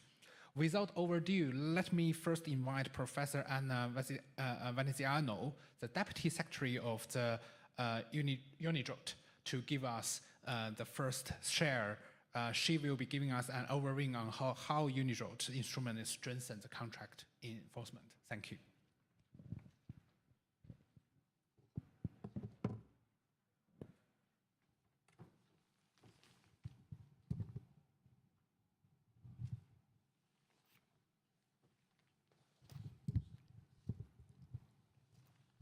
Thank you very much, Mr. Chair, and distinguished delegates, ladies and gentlemen. It is an honor and a privilege to speak again at the Legal Week, and particularly at this workshop on ASEAN online dispute resolution on behalf of UNIDROIT. And I wish to thank the Department of Justice for the invitation and ASEAN for co-organizing this workshop and inviting us to participate. Now, as you have heard from our distinguished chair, and I would like to thank him particularly for the preparation of this workshop, I will particularly focus on contract enforcement and international instruments helping and facilitating contract enforcement, also with a view to preventing dispute resolution or facilitating dispute resolutions. And it is clear why contract enforcement and international instruments in this area are important, because a well-functioning legal framework for contractual enforcement maximizing the value of the contractual relationship. We know that contract enforcement plays a role in preventing commercial disputes, and I would like to give some examples on that. International instruments may help setting shared and accepted legal rules that improve the effectiveness in cross-border situations, and generally speaking, they help protect parties' rights and access to justice. Now, as the Secretary General of UNIDROIT has already underlined in the keynote speech, UNIDROIT has developed a number of instruments on contract enforcement, both cross-border through the introduction of harmonized rules, and at domestic law level as a guidance for legislative reform. And some of these instruments look at contractual enforcement from the perspective of drafting and enforcing contracts. And therefore, we have the UNIDROIT principles on international commercial contracts that were already mentioned by the Secretary General, as well as the work we have done on contractual agricultural production under contract, and particularly the contract farming guide. We have instruments, again, from the contractual side, strengthening creditors' rights in financing transactions. The Cape Town Convention is an excellent example. But we also have instruments that look at contractual enforcement from the side of substantive procedural law. And here I will only mention the ALI UNIDROIT principles on transnational civil procedure, which were developed with the aim of facilitating transnational disputes, and the more recent adaptation of these rules to the European environment. And I mentioned these rules because even if they are limited to Europe, they contain very interesting elements pointing to the importance of case management and mediation even within a dispute resolution in front of a court. And then we have an ongoing project which deals specifically with contract enforcement, with the execution phase of the rights of the creditor, which is of immense importance and sometimes overlooked by international organizations. So I will focus only on 3 of these instruments, trying to keep within the allotted time. And in particular, I would like to start with the UNIDROIT principles of international commercial contracts. As some of you may know, this is a non-binding set of principles and rules which cover the most important aspects of general contract and obligation law. So it's not a treaty, it's not legislation, though they have influenced legislation, and we know that they played a role in giving models for reform, even recent reforms like the Chinese Civil Code, the French Civil Code. But they are essentially a soft law instrument. So they are based, their authority, let's say, is based on extensive comparative law studies carried out over many decades. They have been prepared by a group of truly international experts that came from all continents, and they have been translated in a number of languages, including, for example, Chinese or Vietnamese. Now, it's a neutral, balanced, and practice-oriented set of rules because of the participation of these experts, and the attention to the practice of commercial law is of high technical quality. I have put the links to the English version, but also to the Chinese black letter rules for your information. And so, how are these principles usually applied? They are applied because of their persuasive value. So they are an additional opportunities, a tool in the hands of parties of a transaction, because they're a tool for party autonomy, but they're also a tool for adjudicators, be they mediators, be they actual adjudicators like arbitrators or even courts. And their other characteristic, which I think it's important for solving contractual dispute, is that they are particularly versatile. So they have been used and can be used in a variety of ways. And this is a list as guidelines for drafting international contracts chosen by the parties as the law governing the contract when the domestic law so allows, or in the context of arbitration, as content of their contract, as guidelines to reach settlement agreements, which is quite an important practical way the UNIDROIT principles have been used, but also as a tool for adjudicators in the situation where parties have expressly chosen them, or when parties refer to more general principles of international commercial law, just to give more concrete value to these principles, or when parties did not choose any applicable law and it was clear they meant to exclude the application of any specific domestic law. And finally, a very important way the principles have been applied in practice is even by domestic judges as a kind of background law to help solving some issues of interpretation of domestic law, particularly involving international commercial contracts. But I would like to go rapidly to the next, to the next slide, because wrapping up on the UNIDROIT principles, how do those principles strengthen contractual enforcement and prevent disputes? Because they provide an internationally accepted restatement of international contract law, which has a good balance of parties' rights and obligations, they can help parties find a suitable applicable law to an international contract in all the situations where there is no agreement on the application of a domestic law. Of course, if parties prefer to apply a domestic law, that will be possible. They can help parties and adjudicators reach or propose a settlement agreement in case of disputes, and they can help arbitrators solve disputes when parties have, as I said, referred to general principles of commercial law.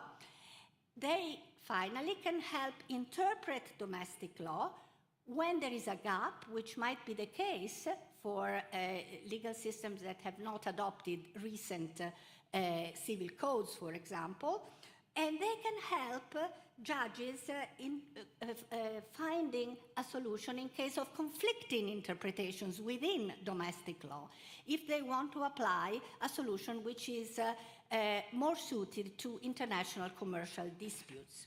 Now, I would like to very rapidly come to a second instrument which was developed by UNIDROIT, which might be particularly interesting in this context, both because of the ASEAN context and because of the fact that this is a particular contract, the relationship between an agricultural producer and a buyer, many times an international buyer.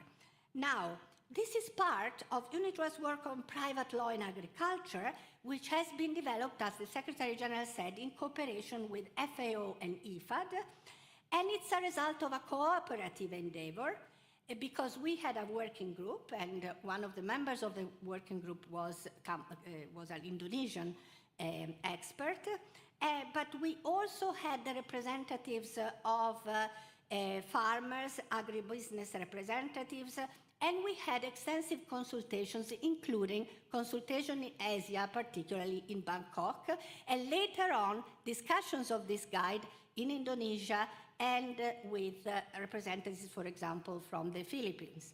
Now, what is contract farming? Very rapidly, is an intermediate form of coordination and connection between production and international markets. There is an agreement prior to production on the commodity, on the price, and the buyer generally provides support for the production. So it's a very relational contract. And what are the potential benefits and risks? The benefits are that there is a secured output market for the farmer and a stabilized income. There are mitigated production risks for the parties, but also for access to the products for the agribusiness. There is a conformity to product quality and safety standards. Generally speaking, this is conducive to more food security, but there are also risks. And what are the risks? This relationship can be asymmetrical, can impose unfair contractual conditions and fraudulent practice, particularly on the farmer. So the guide focuses particularly on the contract between the producer and the contractor and follows the development of this contract. And the parts of the guide that might be particularly interesting for this workshop are those dealing with remedies for breach and on dispute resolution. Why? Because, first of all, the guide focuses on reaching a fair and enforceable agreement in application of basic principles, fair and loyal dealings, transparency, cooperation between parties, because it's a relational contract, effective and proportional remedies, but specifically fair settlement of problems arising during performance. So we can see this particularly in the parts on remedies for a breach, excuses for non-performance in case, for example, of supervening events, which are particularly important in the agricultural sector, and dispute resolution, with the highlight of the importance of mediation and alternative dispute resolution methods for solving these particular disputes, with participation, for example, of representatives of the different parties. Now, I have a very limited time at disposal, and therefore I will only mention one of the ongoing projects of UNIDROIT, and I'll be, of course, at your disposal if you have any additional questions or curiosities about it. It's the project on best practices for effective enforcement, which we started because of a request of the World Bank. And the idea is that while effective enforcement of creditors' claim is actually an essential part of the legal framework for a developed credit market, it's actually very important also for a sustainable development and economic development. It's part of full access to justice. There is a growing concern in many legal systems about inefficient enforcement systems, and we know this is true in, of course, some of the ASEAN legal system, but also many other legal systems in the world. And therefore, there was a need to provide global standards in a practice-oriented manner.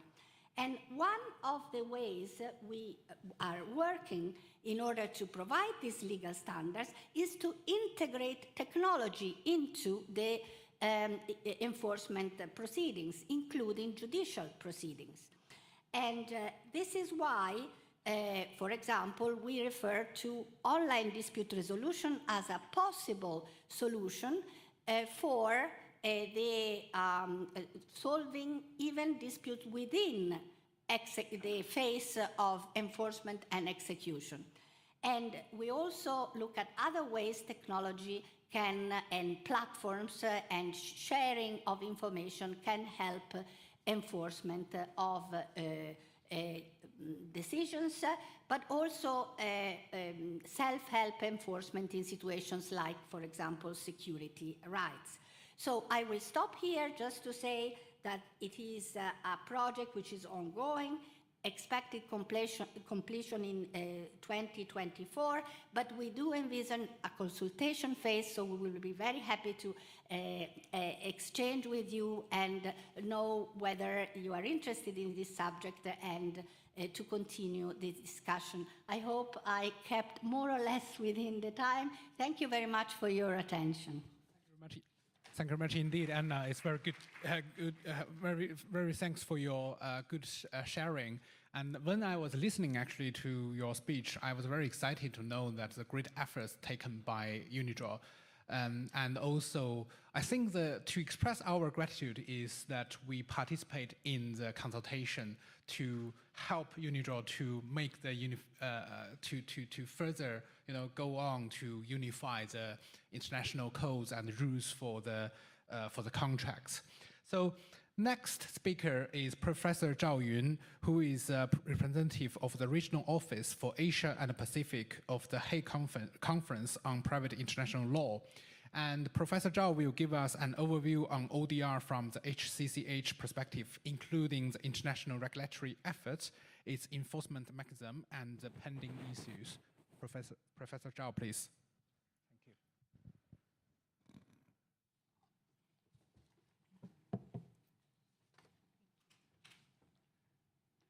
Thank you, Chair. Ladies and gentlemen, it is a great honor for me to speak on this very important occasion. I still have fond memories of my participation in the ASEAN ODR workshop in the previous years. And I have a lot of discussions regarding the cooperation between Hong Kong and ASEAN in the field of ODR. So today, I'm very pleased to talk about the issues more from the HCCH perspective.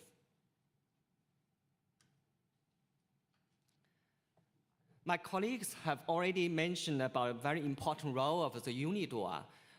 For me, I think probably I will look more from the enforcement stage, the final result. How can we enforce the final result? So basically, I will first of all introduce to the ODR very briefly and examine international regulatory efforts in concluding relevant international instruments. I will then talk about the enforcement mechanism for ODR and look into pending issues on how to facilitate the enforcement of the ODR results. Cross-border trade and investment, very important topic, very hot topic, were facilitated with the emergence of the internet. I still remember in 1995, we have a lot of discussion about e-commerce. Now, with the extensive use of technology in business transactions and fast development and expansion of e-commerce, there's an urgent need to have ODR, which can help to resolve disputes effectively and efficiently than traditional dispute resolution mechanism. We are not talking about the traditional dispute resolution, the usefulness of whether we still need to look into how to come up with new instruments. We are now looking into the ODR. How can we make full use of the ODR in a new era? It was noticed that ODR developed slowly in the first few years. However, COVID-19 provides an excellent opportunity for the adoption and acceptance of the ODR by the public. With the difficulties in travel and arranging physical hearings, the ODR was the only and right choice for the disputing parties. For example, in April 2020, the Hong Kong government announced the establishment of the COVID-19 ODR scheme under the Anti-Epidemic Fund to provide speedy and cost-effective ODR services to the general public and businesses, in particular, as SJ mentioned, MSMEs, which really needs the ODR. Under the scheme, parties will attempt to resolve their disputes through a multi-tiered dispute resolution mechanism comprising negotiation, mediation, and arbitration. The ODR will not end even after the pandemic. It is a future, an irreversible trend in the field of dispute resolution. It provides an extra choice for the disputing parties.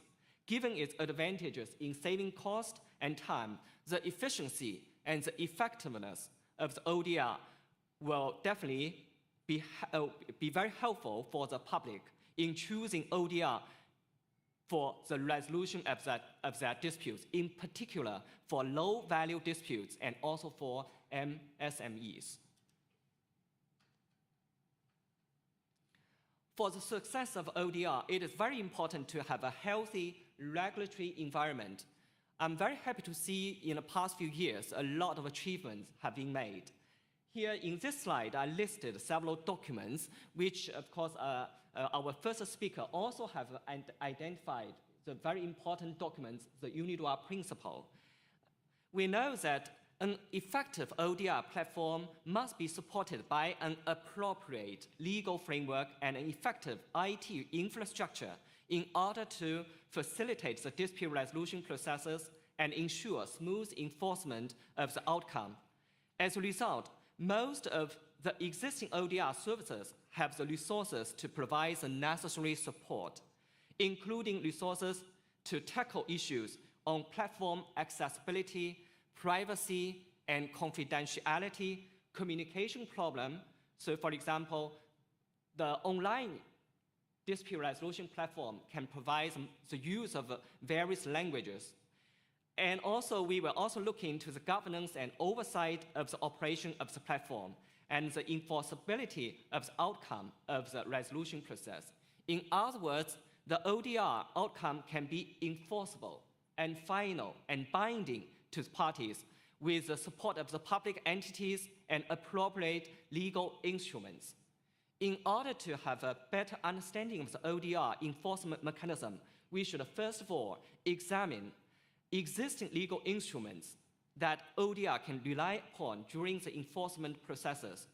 My colleagues have already some discussions regarding the Unidroit documents, and I understand the next speaker will focus on the antitrust documents. So I will basically focus on the HCCH documents, which is the HCCH 2019 Judgment Convention. The Judgment Convention provides legal certainty and predictability to parties involved in cross-border transactions, providing clarity as to whether and to what extent a judgment will be recognized and enforced in another jurisdiction.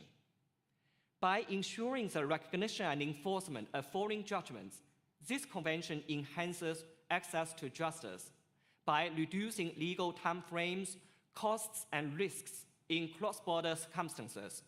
with the conclusion of the HCCH Judgment Convention, we have a full picture regarding the enforcement regime, which is the 1958 New York Convention for the Recognition and Enforcement of Foreign Arbitral Awards, the Singapore Mediation Convention for the Enforcement of Foreign Settlement Agreements, and the HCCH Convention for the Recognition and Enforcement of Foreign Judgments.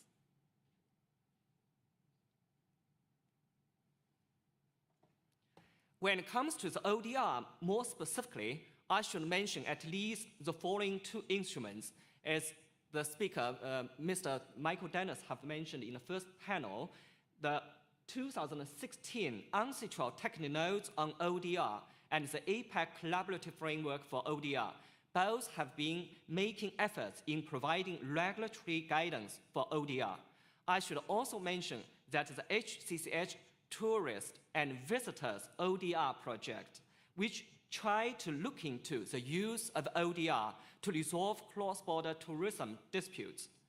The development of a guide may provide useful assistance to tourists and visitors in pursuing claims, such as providing factual information to assist the tourists and visitors in assessing which ODR platform may suit their needs.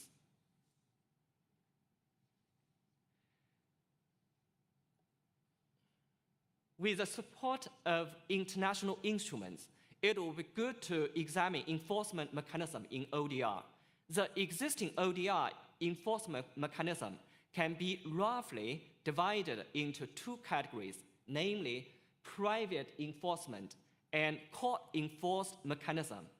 The private ODR enforcement mechanism can be further divided into automatic execution, incentive-driven enforcement, and self-enforcement mechanism. Automatic execution can include the chargeback model and the escrow account model, which functions just like the credit cards. When it comes to the incentive-driven enforcement, something like the rating system and trust mark, which are indicators of trust, the difference being the former is user-generated and the latter is institutionally generated. Professor Bian in our first panel also touched upon this issue regarding the Taobao Alibaba model. A trust mark has been used very widely, and I believe this will continue to play a very important role. The third category, the self-enforcement mechanism, has been increasingly important. If we look back to the 1998, 1999, it's rather important to look at the domain name dispute resolution mechanism, which has always been considered to be one of the most successful ODR mechanisms.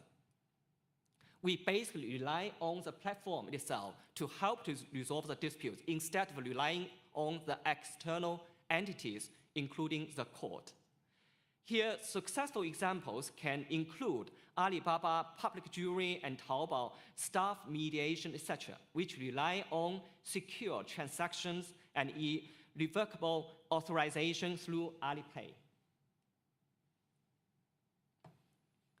Court-enforced mechanism is not something new, relying on traditional court enforcement. As such, the three international conventions shall play an essential role in ensuring the recognition and enforcement of decisions made by the third neutral party. The court-enforced mechanism provides judicial control over the legality and fairness of ODR outcome using a set of legal rules stipulated in the international conventions and domestic laws. Compared to private enforcement, the due process control of the ODR decisions is much more strict and much more clarified in a court-enforced mechanism. However, it takes more time and money for the party to seek court-enforced mechanism than private enforcement. To strengthen enforcement, we will need to seriously consider several issues. First, a trustworthy decentralized system. The self-enforcement of ODR can take advantages of blockchain technology and smart contract to boost the efficiency of the enforcement process. The e-currency or blockchain-based system were often criticized as a trustless alternative to existing financial institutions and even government. The increase in confidence and trust in a decentralized system ultimately relies on the proper operation and governance of the underlying blockchain-based network, which requires the support of local government and unified international standards for cross-border applications. Secondly, regulatory regime for cross-border ODR is rather important. I have just mentioned about some very important efforts that have been made as a UNCITRAL, the United Nations Commission on International Trade Law, and also APEC platforms. Now we will need to continue to see what kind of a platform can be set up for example, B2C or C2C disputes. I believe that an appropriate regulatory framework is very important in resolving international commercial disputes in a relatively predictable manner, which will in turn facilitate the adoption of ODR by the public. This will also enhance the enforceability and legal certainty of ODR outcomes. Thirdly, domestic legislation. While international instruments are important, domestic legislation is also needed to ensure certainty and efficiency. For example, domestic legislation should provide clear provisions on valid formalities of e-signature, particularly in a context of cross-border online transactions. I believe that a lot needs to be done to improve, to further strengthen the enforcement of ODR outcomes. But we are very happy to see that a lot have been done, and we will know what will be the next to move forward. The APEC has done a great job for the B2B disputes for MSMEs. Now, what will be the next step? That's something we will need to look into. So with this, I conclude my presentation. Thank you very much. Thank you, Professor Zhao. It's a very good speech for us to, I think, give us the very in-depth views about how, especially the mechanism for the enforcement being done by HACCH and also the other organizations. And also, I think the pending issues would leave us a very good topics for the next year workshop that we can collaborate more in details. So we have heard so far the UNIDROIT and also HACCH's sharings about their organization's efforts in unifying the mechanisms for the international instruments for contract enforcement and ODR. So last speaker today is Mr. Jason Lee, who is a senior legal officer of UNCITRAL. And he is also currently working as a secretary for the Working Group 3 on Investor-State Dispute Settlement Reform.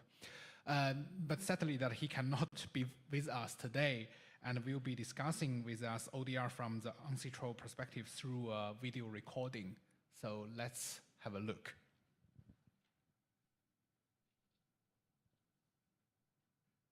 Good late morning, early afternoon, everyone. As introduced, my name is Jae-Sung Lee, and it would have been lovely to join the two panelists, Anna and Yoon, and the distinguished moderator, Edward, in person. But I had to take an earlier flight out of Hong Kong, which requires me to make this recording. My sincere apologies. Let me start by drawing your attention to a recent discussion in UNCITRAL's Working Group 2, which had prepared the Singapore Convention on Mediation, and more recently, the UNCITRAL Expedited Arbitration. Now, the working group embarked on a new project this fall, last month, to explore a new type of dispute resolution method, which could address the needs of the tech and other industries to have a very quick resolution of their disputes, which is shorter than the 6 months time frame provided for in the UNCITRAL Expedited Arbitration. But also incorporate certain elements of adjudication, more often used in the construction industry. In adjudication, a decision is rendered by a third-party expert, in a short time frame, while the parties retain the possibility to pursue arbitration or a court proceeding after the project is completed. The discussions this fall led to a possible development of a two-phase process whereby the decision in the first phase would be made by a decision maker. Now, we're intentionally avoiding the term arbitrator because it might be or it might not be an arbitrator, but that is to be rendered in a very short time frame, and the dispute is subject to a full-fledged arbitration afterwards, if the parties so wish. Now, during that debate, two questions arose. How can one ensure that the first phase decision is complied with by the disputing parties? And if not, how would the first phase decision be enforceable, both domestically and across borders? With regard to the first question on compliance, one idea was that the disputing party should not be allowed to refer the dispute to arbitration unless it has complied with the first phase decision. So only after the losing party makes payment in accordance with the decision would it then be able to pursue arbitration. While this would ensure quick compliance, the question arises whether the parties can agree to such a pre-arbitration contractual arrangement which limits or conditions the right to refer to a dispute to arbitration or possibly a court proceedings. Furthermore, it is not clear whether decisions involving a wide range of disputes, for example, a tech dispute involving IP issues, will also always be straightforward, making it possible to easily determine whether a party had complied with that decision or not. The second question follows the first one. If the losing party does not comply with the first phase decision, can the winning party enforce the decision, and how? On this point, the discussions evolved around how to benefit from the existing enforcement mechanisms for arbitration, the New York Convention. One suggestion was that the first phase decision should also be made within the framework of arbitration, so that it is kind of characterized as a preliminary or an interim award, which would be rendered by an arbitrator in a short time frame, yet subject to a full-fledged arbitration by the same or different arbitrator if one of the parties so wishes to raise it to the next stage. Another suggestion was that a decision by a non-arbitrator decision maker, so it's not a non-arbitrator, in the first phase could eventually be transformed into an award which would allow the parties to benefit from the New York Convention and domestic laws based on the UNCITRAL model law on international commercial arbitration.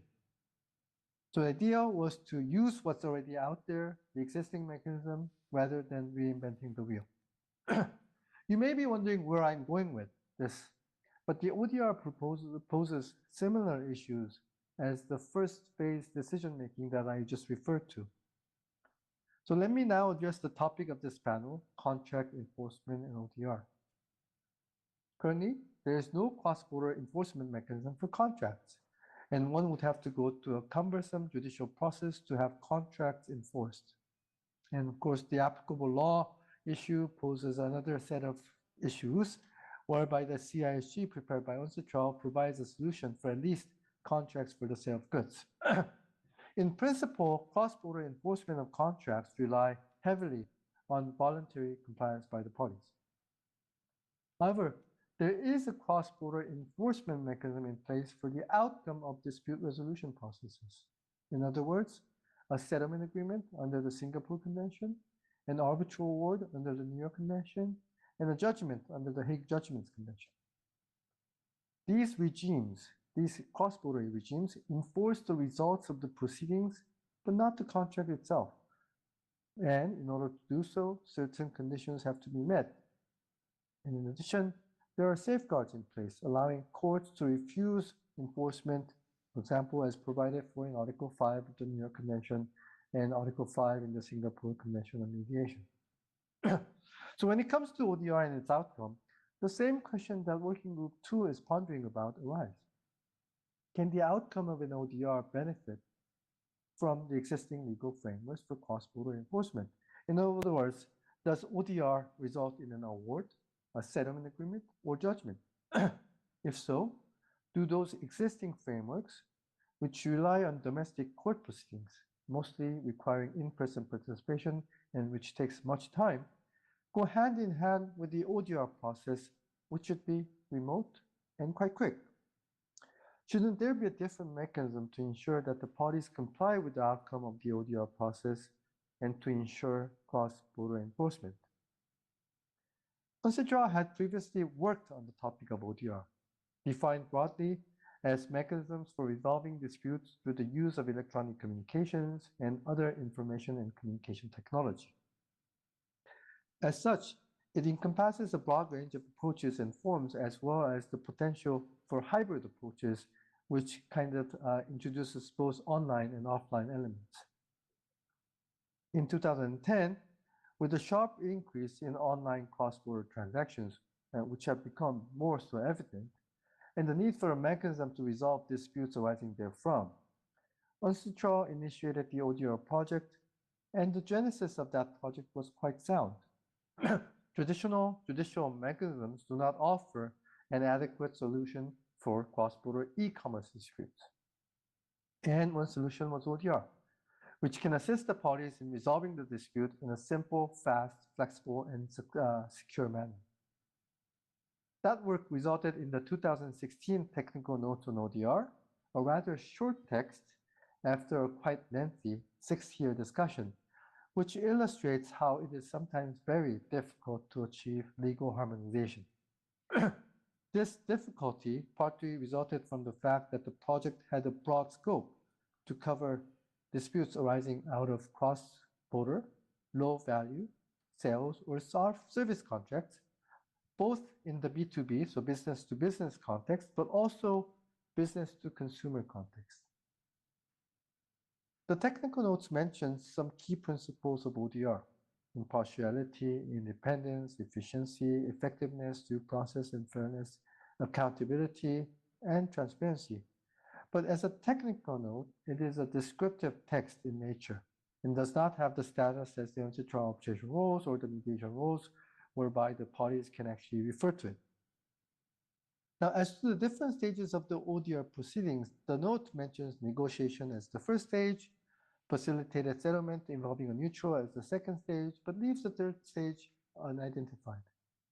This is because whether arbitration could be mentioned as the final stage, particularly for business-to-consumer disputes, was heavily debated in the working group.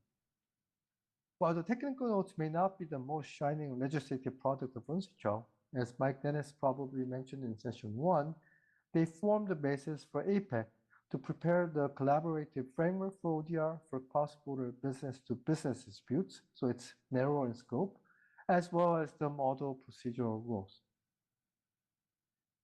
As the UNCITRAL technical notes do not provide for a final stage, it also does not address the issue of compliance or enforceability. And this brings me back to the issues I raised earlier. I would caution against too much focusing on the enforcement of the ODR outcome. Rather, I would emphasize that this enforceability at the end of the process is what ensures compliance by the parties of the contract and of any decisions rendered through an ODR process. ODR should be understood as a tool to ensure that the parties comply with their contractual obligations, and if they don't comply, or if there's a dispute about the performance or decisions rendered through the ODR process,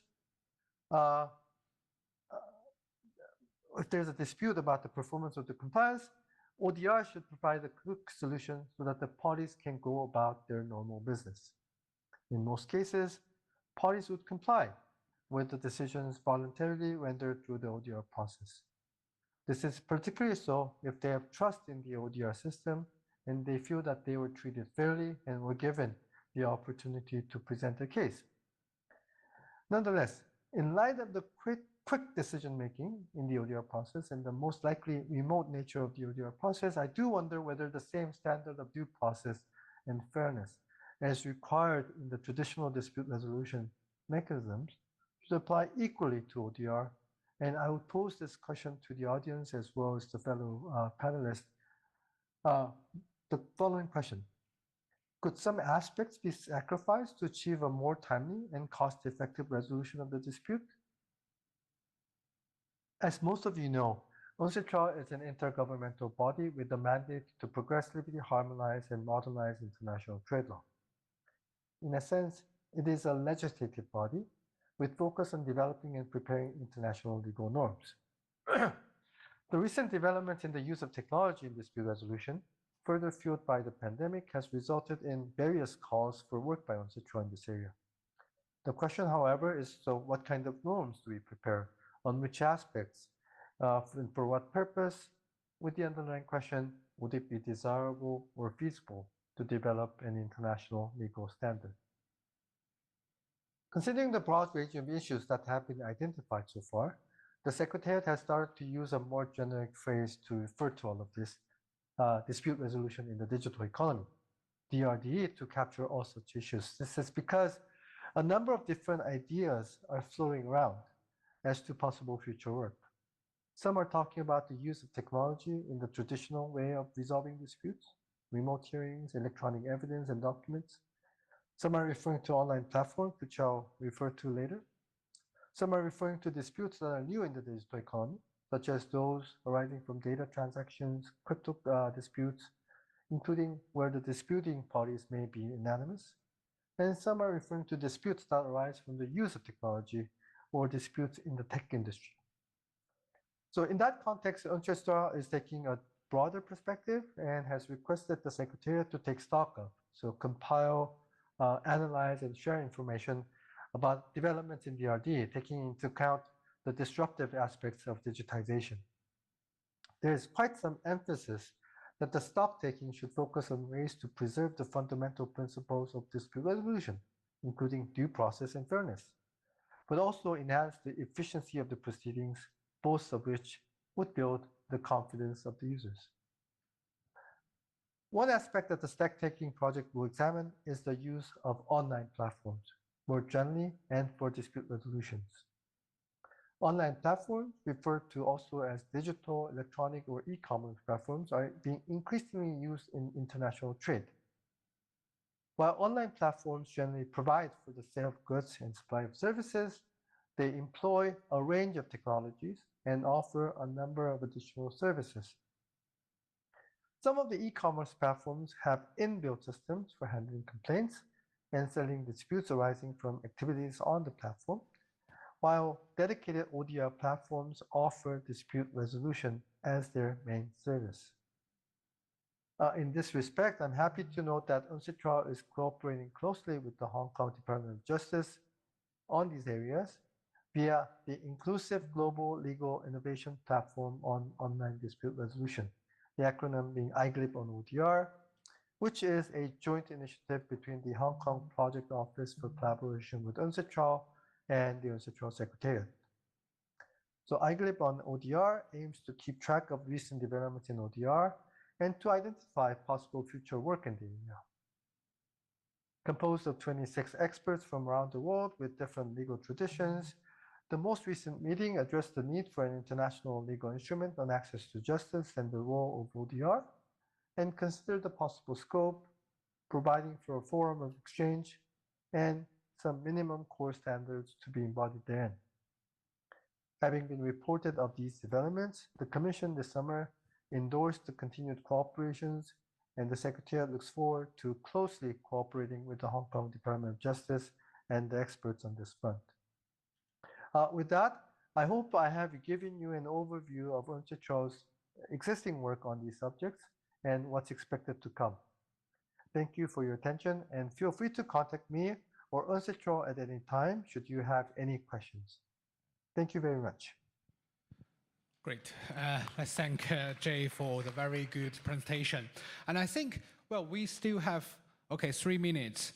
And let's try to, actually there are quite a few questions raised by the participants. But before that, remember that actually Jay in his speech raised a question, I think, to the audience, but I would like to ask both of you first. I think he mentioned that in view of the quick decision-making process and the very likely remote nature of the ODR process, whether the same standard of deal-making process and fairness as required in the traditional ADR mechanism should also apply equally to the ODR. Any views? Probably Anna first, and then Professor Zhao. Yeah. Thank you. It's a difficult question. But I would like to answer it by looking at the work we are doing on general enforcement and execution of creditors' rights, because this is exactly the challenge that we have.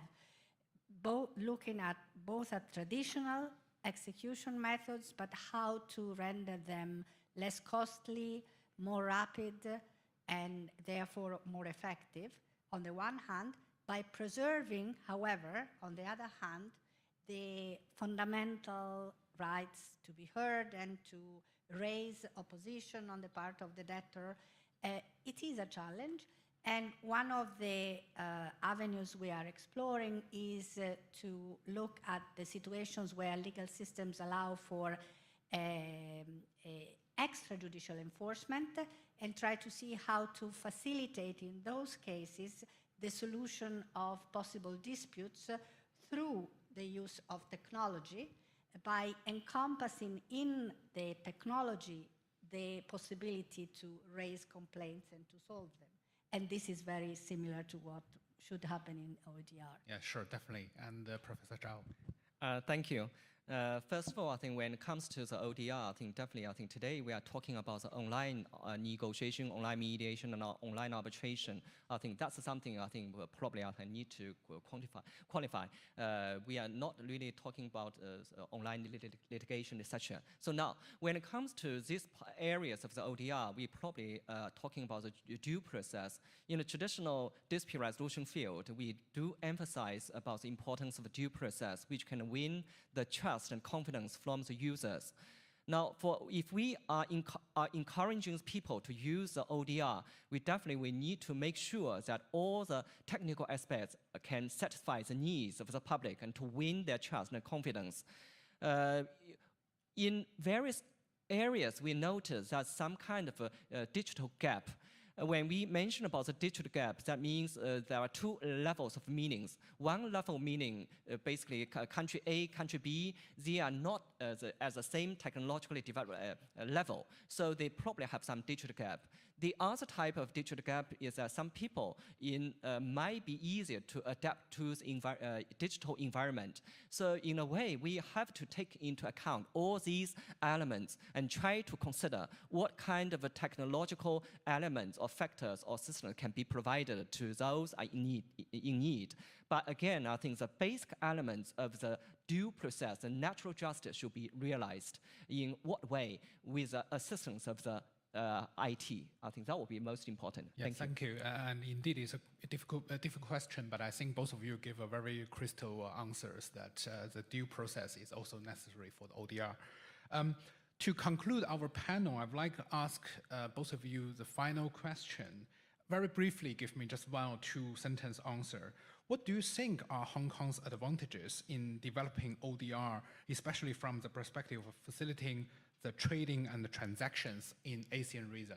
So just one or two sentences, probably that's more difficult, but yeah. Anna. Thank you.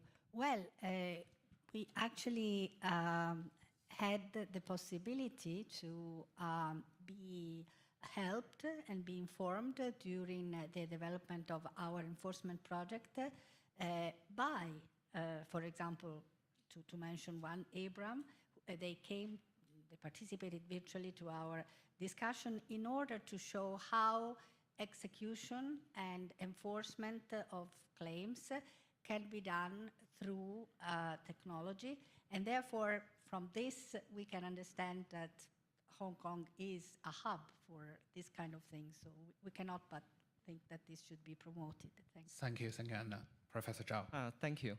I think we, in a way, should be proud of ourselves in Hong Kong. Hong Kong is not only the center for dispute resolution, but also a technology center.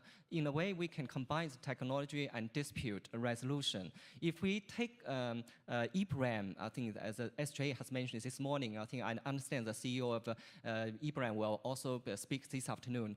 I would say that this is a vivid example regarding the access to justice or access to digital justice in various ways. From the very beginning, we are not only talking about the ODR platform for dispute resolution, we are also talking about the ODR platform which can help you to facilitate the deal-making process and then help you to monitor the contract enforcement to dispute resolution and finally to the enforcement of the final result. So thank you. Yes, thank you. Thank you very much indeed again for your good sharing, and also thank you for your kind attention. Let's all conclude our panel discussion, and let's wait for the afternoon session. So thank you very much indeed. Thank you. Thank you, Mr. Liu. And speakers, please stay on stage for a group photo. Yes, please smile.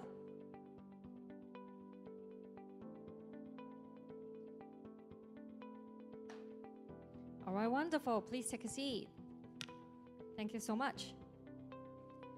Dear distinguished guests, speakers, physical and online participants, thank you for your support of the workshop on ASEAN online dispute resolution. This is the end of the morning session, and our afternoon session of the workshop will begin at 2 p.m. Hong Kong time. Please be seated 5 minutes before 2 p.m. For our speakers, moderators, and invited guests, please proceed to room N206, which is opposite to this room. For online participants who are applying for CPD points, please kindly join us with the online link on time at 2 p.m. So we will see each other again at 2 p.m. Thank you very much and enjoy your lunch. Thank you.